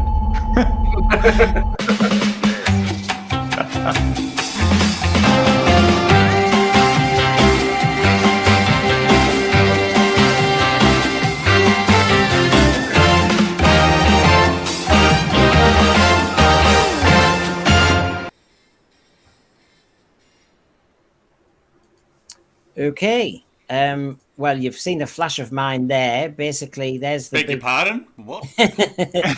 So, red is the color I used for a tick. So basically, gosh, that I think is the closest I've got to a complete. That's almost card. a full bingo. Yeah. That one, hey. Wow. Yeah. I mean, we didn't have a song or dance moment. Well, I know We it was a song contest, but I was thinking regarding the Doctor that I suppose. Okay. Oh, Yeah, I know. I seem to be applying it to the Doctor doing a little jig or a song, but yeah, you're right. I could have. I didn't know Yeah, that. I think that could need go to, red. I need to tick that. Naughty Yeah, Brendan. definitely Next. saying, yeah. I need to figure out how to fill these things out right. This is wait till you see mine if he actually puts it on screen. I won't be. No. I didn't get it in time for that, Brian. But have you Oh, got yours good. with you? Oh, I sure do. Right. Well, you can. I'll keep this on screen, and because people will know what we're talking about. But what have you said of distinction, so to speak? Well, let's see here. Let me bring up the little guy. Same stuff. There was the gender fluidity part. Somebody had mentioned it. Well, I think somebody had referenced how they identify. They said she, her. Yes. Yes. I Yes, heard that at one yes. point. Yes, I you did. somehow I missed the beginning of it though, so maybe it was mid-sentence. Of course, the big reveal. I put a big smiley face under Mavity for obvious reasons. Do you know every week so far I have failed to tick Mavity. Oh my It's a God! face. No, this week I was like, "Yep, I'm putting it." Song and dance, we got that. Identity politics, girl power. Yeah, why not? She sang a great song. Classic Doctor Who references. Surprisingly, Dr. Cries, I think he was emotional when he was Force Lightning. He was sad about When it. was Force Lightning Millhouse. I'm going to call it that from now on. Yeah. He was sad about Belinda. Yes. Was he? Yes. He was yes. sad about and then it looked like he was about to cry. I didn't see a tear, but I also marked So I think he held it back. So, I think he held so back when the the tears. eyes start to glossin and all that, that doesn't count. I do it. I do it it's if I gotta- see a tear. I didn't see the tear, to be fair, but usually Okay. there's a He tear. No also- cries. He also Yeah. got upset when the song was sung. Because remember, he said, "Go on, Rylan, do what you're good at." And I thought, "Oh God, what's that?" Oh, but God knows. And of course, Rylan, like I said, cryogenically frozen, and then he's just been thawed quickly. It must do it. What did Mrs. Flood say? She said it does something to your Time Lord brain. So God knows what it did to Rylan's brain. But he suddenly said, "This is what the song contest is all about. Here's the song." She sings the song, and then the Doctor looked emotional, like, "Oh." And I think this is the whole point of the Eurovision Song Contest. We're supposed to go, "Oh my God, Israel Palestine, think so. any other big Ukraine, any other big event in the world has been now nailed in 2 minutes. Oh, According get to over Joe yourself. Dawson, morality No. contracts, yeah. I don't agree. I think we should all have a big sing song at the end of this to make everyone feel good. Well, we did Happy Birthday. We've added some moment. That's right. It's the old cliche of a rock concert where somebody, can we have a moment, please? I'd like to say something. Yeah. And then they go, and then they just start prattling on and on and, And on. then they and just, yep, they I do. marked. Like, Go on, Sonny. You know, Sonny. I'm. Oh, sorry. Go on. No, Sonny? I marked. I was the only thing different from mine to yours was I marked MacGuffin. Is the holograms a MacGuffin or no? Because No. that was kind of like how he No. fixed everything and how he did everything was just the holograms. In a funny sort of way, Christian, I know this MacGuffin thing I haven't ticked yet in this series, and yet I'm talking about the contrivance of those two men happening to be there who have all the solutions. That too, yeah. Yeah. But like they didn't need to be there because the Doctor can do all of that stuff. He just doesn't do anything in this series. Exactly. It's weird. It's contrivances, and I'd almost pull MacGuffin and put contrivanced or contrived in that box, because the way the stories are structured, when something has to happen, it's always there's a convenience that allows the plot to move forward, like the gloves that magically allowed them to hold on to the rope ladder. He built early those on. though, right? Didn't he build those? Yeah. And he carried them for exactly that occasion. Yeah, Exactly. he doesn't use them a lot Because he knew it was coming. Yeah, Or and the, so this is it. We've turned Doctor Who into, he doesn't use his mind. He just has gadgets. Yeah. He's Inspector Gadget. And Yes, he is. That Sonic wand thing Oh. scene was just so abysmal. That was so disgusting. But That also, go on, yeah. no, I unticked Companion had agency. I didn't see Belinda do anything this episode. No, she didn't really. Yeah, Unless I- you're counting the gay guys, I guess. yeah, I'm trying to think what I was thinking there. It's hard because I'm doing everything at speed. Yeah, sorry. The girl It's power, weird. Bingo. the girl power, I did pick because of the Rani at the end, for example. I mean, Yeah, fair point. Yeah. Fair Girl point. power all throughout. Yep. yeah. You had the. I mean, some of these I should make bigger and smaller. Badman trope again. Yeah, for real. well, Because- girl power. You've got the singer. Okay, that's the person who transforms everyone emotionally at the end. Save You the have kid's girlfriend who discreetly finds a way to save somebody, so she's quote empowered.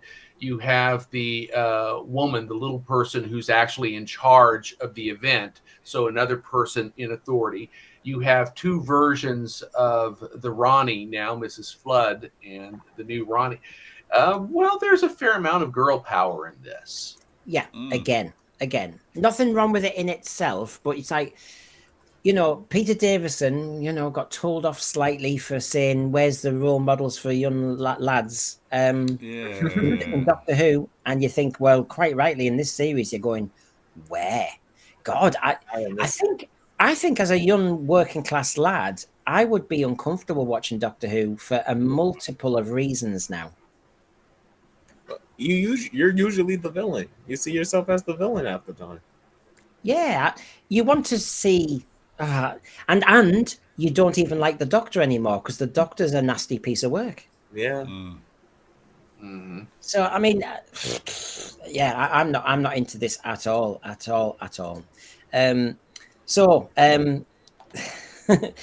The story was sketched out by RTD. This is what's interesting. Yes. Okay.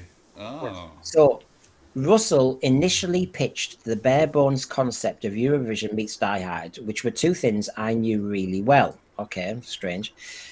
Okay, that just tells us what the story's about. And then Juno said, then I went away and pitched a plot, and it hasn't really changed all that much. Obviously, there was a lot of discussion between myself and Russell, but it's still those two things. What would happen if an enemy faction planned an attack on the Eurovision Song Contest in space? And and then seems to tell us she quite likes the idea of Freddie Fox in wearing horns. It's like a disaster movie. I think people are certainly going to expect it to just, let's say, be camp. I mean, of course it is. It's the song contest, but also it's action-packed. It doesn't let up for a second. It's really high-octane episode. And Not really? Not really? No. That's It's an close. intention. That's fair enough. But I think our point earlier, which is if this was over 2 or 3 episodes, you could have allowed that because you could have. I got the world building at the beginning, the whole Harmony Arena, the sound acoustics was brilliant. I really felt as I was in an arena, a stadium, and even the TARDIS landing in that pod, I thought this is okay. I could tell the green screen, but I was okay. And the whole setup, I kind of thought was all right. And the way the wove the campness of Eurovision with a song starting, but you had some action going on, I thought, yeah, okay. Yeah, that's okay. Because basically the issue was the terrorists taking over the station. Yeah. My problem was that I don't think we went anywhere with it because basically we were tied to that one direction room, weren't we? Yeah. And 2 pods. That's really interesting. For such a so-called big budget show, a lot of it looked incredibly cheap, didn't it? With the smaller sets and the corridors and stuff. Yeah. It was a mixed bag. Yeah. I was, when they said this is the most spectacular, expensive Doctor Who episode ever made, I was blown away by the spectacle of the stadium and the people flying up into space. But at the same time, felt a little let down in other and some of the sets and whatnot. That's how But I felt. that's the Disney money coming in for those special effects, and we don't need them. No, Right. No, We don't need them. It's just, this is the Grand Old Duke of York. You get those up to the top of the hill, but then you march us down again. You're not. If you're going to give us jeopardy, you're going to have some death to make it real and tangible. But if you then say, oh, look, I've got a wand, how many weeks are people going to put up with that? You need, and I thought they were going for it tonight because when you saw it, everything slowed down. Belinda looked upset. Things were flying past, and I thought, yes. And then they had to. I mean, honestly, he woke up too quickly. Too quickly found a confetti gun. Too quickly landed back. Too quickly recovered. Yeah. That was an episode that they could have really gone for there, made it really interesting. Yeah. The other bit, lads, was when I can't remember if he pointed at the computer screen and he caused that horrible effect with the sound when they were all holding their ears. Yeah. And it was very alarming, and it went on longer than normal. And I thought, oh, this is safe. This is good. This is good. And again, it was solved too quickly. And I just think they are leaning into what we want from Doctor Who, but then very quickly they have a panic attack going, oh my God, look at the watch. We've got to get on with the plot. And it's like, no, Doctor Who was about the world build, the mood and the jeopardy. And yes, sometimes the resolutions were a bit fast at the end, but let us enjoy the 3 episodes of fun first. They don't let us. They can't. Not following this model. No. Until they get back to doing serials, which is what Doctor Who is supposed to be, this is going to be a chronic issue with the show. Well, Rob Fellows, restart from the end of Capaldi, not interested in anything else. Don't care if that's not an option. It's dead to me now. Yeah. I've heard more people saying that after the last 2 weeks. As you know, Poor Dan and Cybermat Strikes is another one who joined, and I did a stream about that yesterday. And people get it wrong. The same with Jeremy last year when I did a stream. They're not proud. They're not saying, I'm wanting away. No. And me and Doug know Dan pretty well. And he's very optimistic about Doctor Who normally. And he was just... He absolutely is, yeah. Yeah. And he's finally given up? Yeah. Yep. He didn't like it. Wow. You have to ask a lot of people. I mean, Brian, would you be watching this if it were not to help? I thought I made that perfectly clear earlier. Yeah, exactly. Allowed me to reiterate. Hell no. Brian, Brian, Brendan. Yeah. let's make it even worse.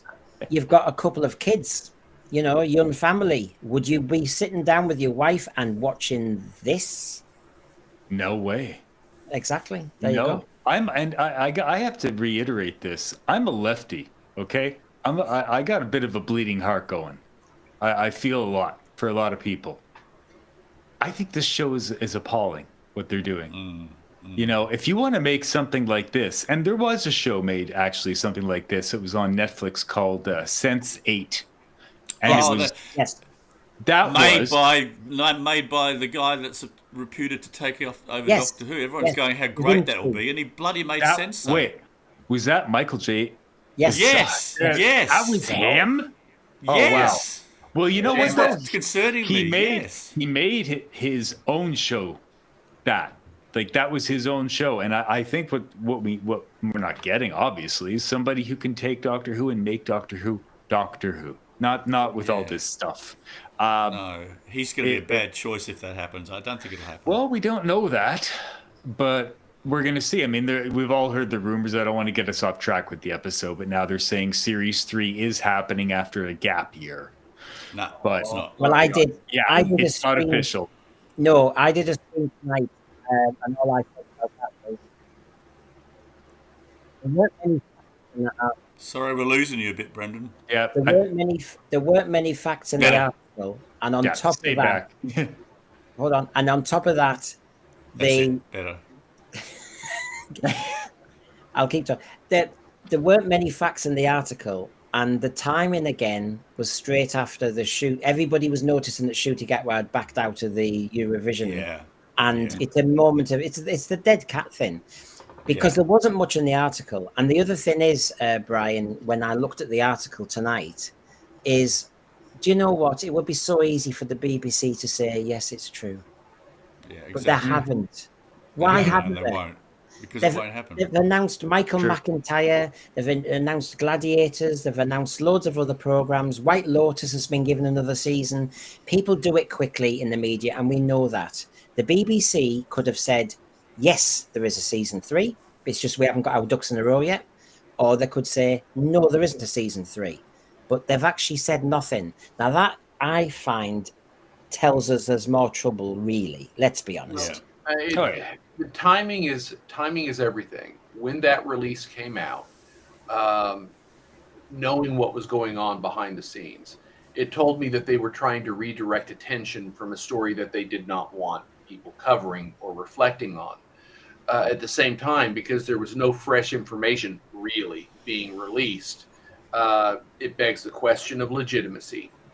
And in reality, you have to go back and look at the bottom line. Do they have the resources to do it in any capacity without some kind of outside intervention? And right now, I don't see that available to them. So they're making noise. Maybe they can find someone by beating the bushes. They're going to find someone who will step up and give them a little bit of cash. But without that infusion, their hands are tied. And so this simply changes the narrative for another week before the next episode comes out, and we shift to discussing Wish World. But Yes. I don't think it means anything in and of itself. Well, as we come to our concluding segment here, which is called Night Terrors, and Night Terrors, as you all know, is having watched the episode now, episode 6, knowing there's 2 to go, definitely under the RTD reign. We know nothing else beyond that. Are you in a better place regarding Doctor Who or worse place? Night Terrors, that's what we call it, so here we go.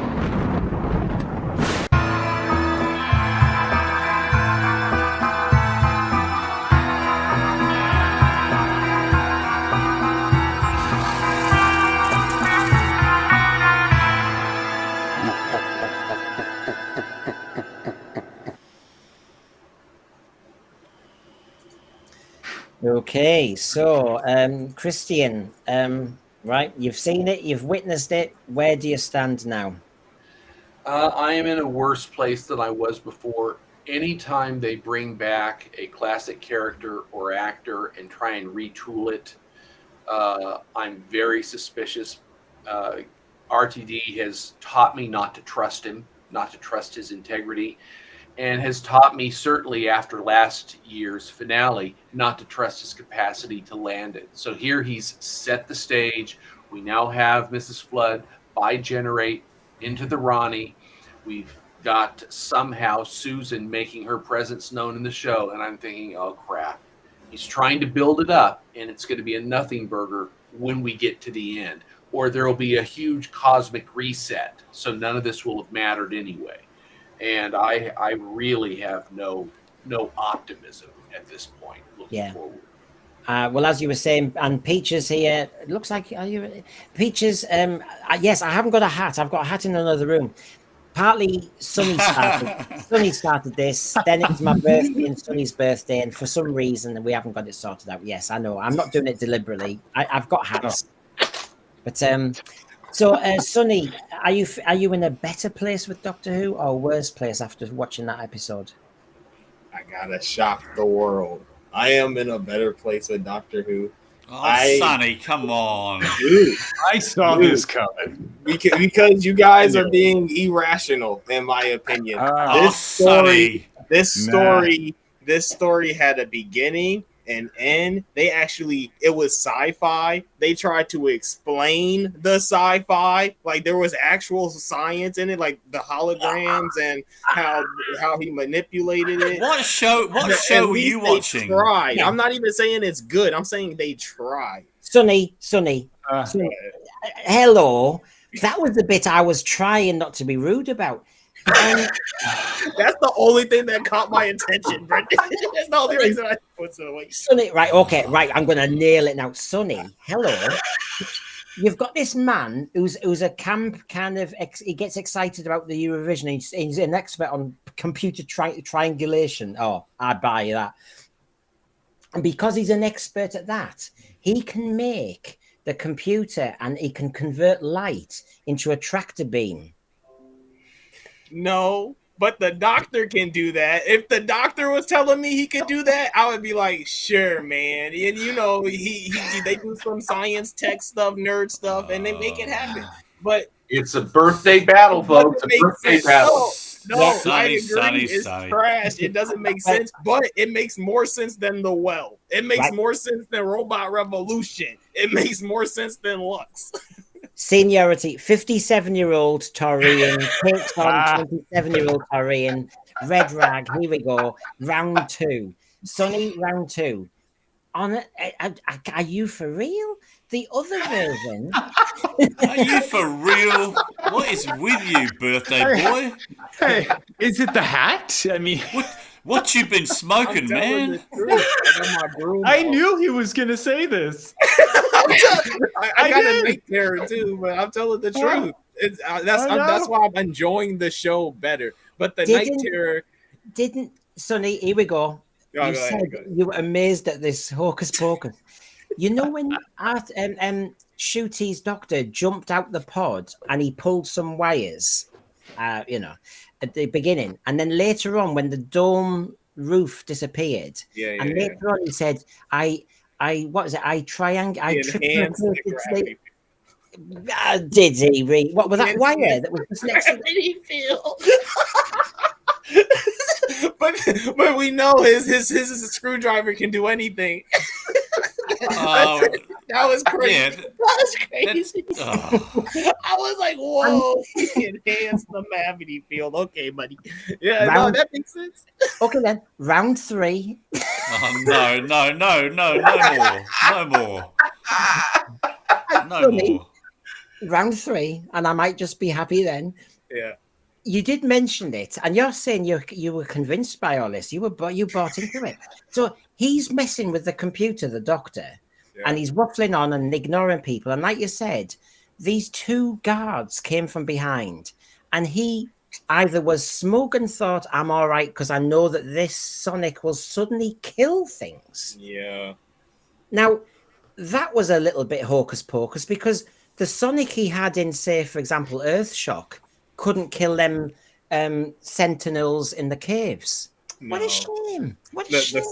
the same Sonic he had couldn't kill the robots in the Robot Revolution either. No, it's the same. No, that was the most BS part. I can't sweep for that. He shouldn't have done that. that scene shouldn't have 3-0. 3-0. that scene shouldn't have happened. Okay, but my night terror is the Ronnie because the actor is a trans. I didn't know that. If it is, because I saw the clip of the Devil's Court villain sucking on the baton. That's a no. That's an L. Yeah. I don't like that. That was disgusting. If the Ronnie does anything close to this type of degenerate sexual stuff like that, I'm gonna be upset. Yeah. Brian. Now, Brian? Yeah, Brian. Yeah, looks- Brian, your Brian- turn, Brian. Degenerate? Let me just say, Brian looks consumed by that hat. Look at him. I can take it off. No, I could. No. Oh, It's no. staying on now. We're loving it. No, We're loving it. keep the Yeah. hat on. I just Keep the need hat the on. sunglasses and the Les Paul and a cigarette hanging out of my mouth. From a distance, the British will get this. He looks like a Diddy man. He looks like Ken Dodd and the Diddy man with the big hat. Look at him. It does. Looks like, Is that a good thing? It is. No. It is. No. To me, No, it's not. Oh, my night terrors? yeah. Brian passed away peacefully in his sleep after seeing Jody talk to that stupid frog.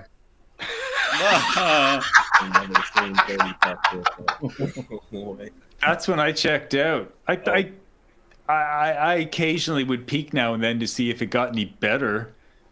Newsflash, it doesn't. That's it. No, I tune in like they said. I've only watched this 2 episodes a season because Brendan asked me to. It's funny how he's retired and yet he's still getting kids to do stuff. Hey, careful how you word that. He's not Careful how getting you, kids out to of do stuff. context. He's getting I'm us the- to do stuff. I'm the master puppeteer. Brandon I'm is the getting winemaker. kids to do stuff. Come on. Yeah. He's that's the only reason I've done it. I've done it for Brendan. Other than We that, all- no way I would not be watching this stuff. We all do it for last Brendan. Yeah, last Major year, same influence. thing. Same So- thing last year. So, Doug, Yeah. I dread to think what you're going to say now, but night terrors. Are you going to sleep Okay. well tonight? As you know, I have said constantly that I have Stockholm Syndrome and I was going to watch Doctor Who to the bitter end. This episode broke me. I'm legitimately only going to watch these next 2 episodes because we're doing this. I just don't care anymore. I honestly, I mean this, and I'm sorry if I offend anybody. We've had a good run. Let's just call it a day, hey? No more Doctor Who. I've said that We to had- Brendan multiple times. We've had a good run, guys. Let's stop hanging on to this. 60 plus years is pretty good. It's never coming back. It could, but nobody will do it. So my night Yeah. terror is that I don't care anymore. Well, Rob Fellows, I'm assuming what you're saying there is, let's face it, some people, and I'm guessing, Rob, you see the program, you've put all your love and investment and time and money and everything and memories into it, and even though we're after 2 hours, we're just having a bit of a little light moment, that it's too serious. I know. I don't want to walk away. When everybody says they're walking away or this might be the end of their series, I keep wondering if that's going to be true, because this is so hard to do. When you've invested your whole life in a program and you've got memories attached and everything, I feel as though I should walk away. But as soon as I walk away, it's going to be, I'm not being daft. It's not a grief, but it's something, and I'll have lost something quite crucial, and I don't want to feel that. But the trouble is, I'm seeing a slow death at the same time. Put it out of its misery. I mean, how lucky are we to have such a legacy of episodes that most fans... Okay, a bit of a plug. I do a Man from Uncle podcast. There are 4 seasons, 3.5 seasons, and people are looking back at those seasons so lovingly. We've got so many more to look back on. Let's just put it to sleep for good. Let's So, forget it. well, let's ask this question. I'll go around the panel. I'll start with Christian. Okay, 2 more episodes. It'll finish.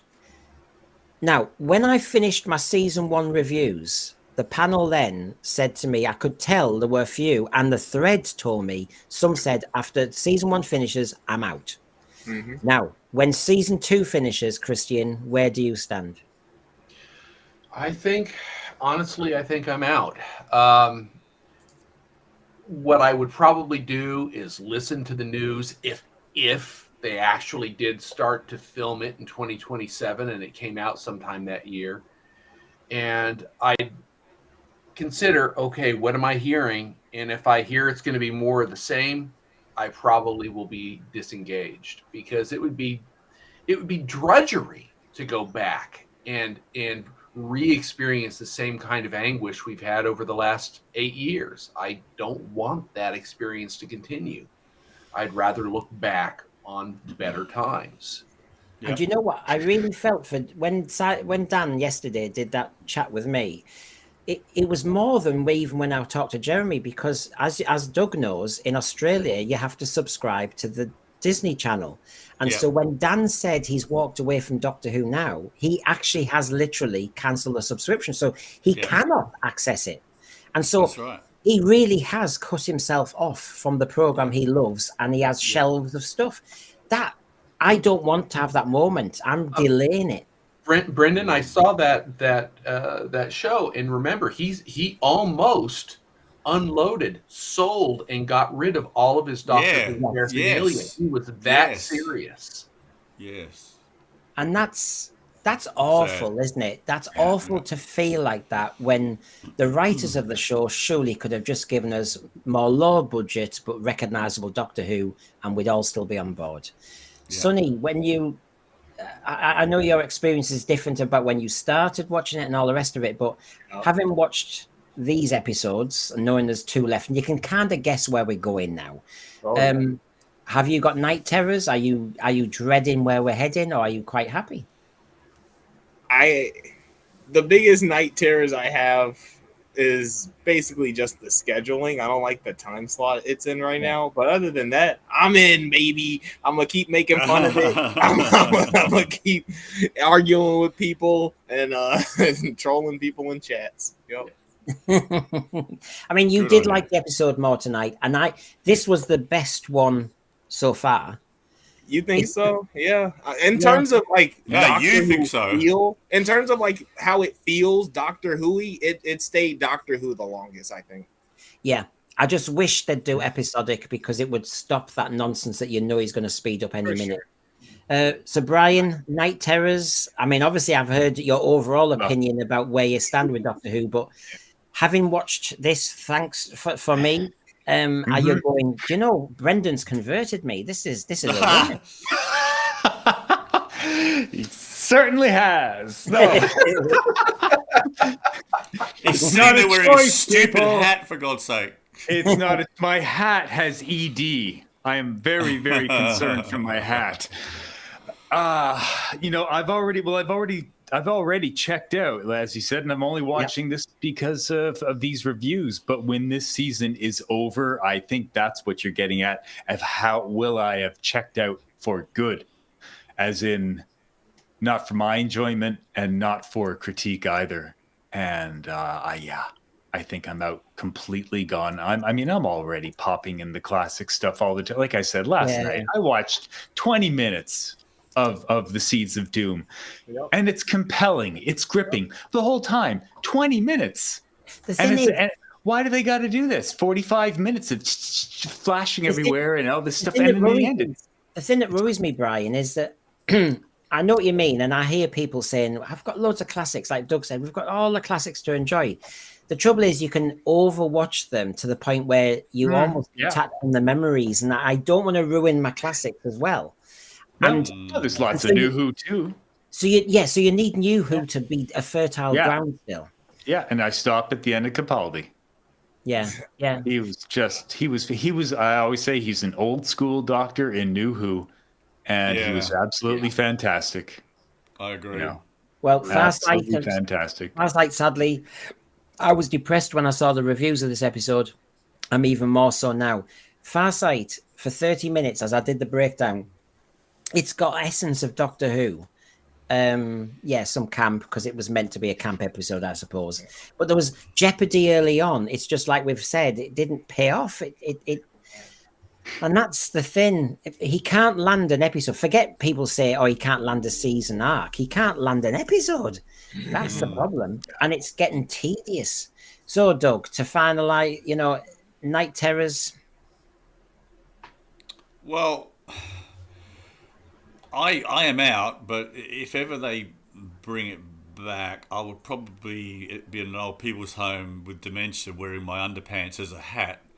So at that point, I would probably think it's fantastic and I'll watch it again. But at this point, in my reasonably sane state of mind, I'm watching 2 more episodes and that's me. I'm done. Not for right. Doctor Who altogether, just for this particular incarnation of Doctor Who. Yeah. Well, we've seen what we've seen, and this is the trouble. Once you've seen it, you can't unsee it. But obviously, stick around, because obviously tomorrow I'm off again, and it's the Interstellar Song Contest. Believe it or not, is it nil or 12 points from our panel? We have the Tombstone Totalizer, the Ratings Watcher, the Hoopets will be there, and we've got our Burning Issues. That'll be a big one as usual. I'm already getting the scores in, so I'm not going to say anything there. I've been referring to the Target show. Greatness, if you want some nostalgia, comfort blanket, don't just watch that. That was just nice stuff. I obviously did my recording where, of course, there are rivals out there for RTD's Throne, Interesting, Games of Foot, and of course, Cybermat Strikes, our detoxer friend. Those are his words, by the way. I'm off, the show hurts us. I didn't put one word in his mouth. That's exactly what he said to me in the text after that episode. Yeah, I know. So basically, some interesting shows to watch there. And obviously, the midday tomorrow, John Yulden, I've noticed, is still awake. So he's going to get to bed, because at midday, we'll be off again. So here we go. Good night, everybody. I'm Thanks looking forward for to the being on. Sunday show, mate. I'm looking forward to it. See you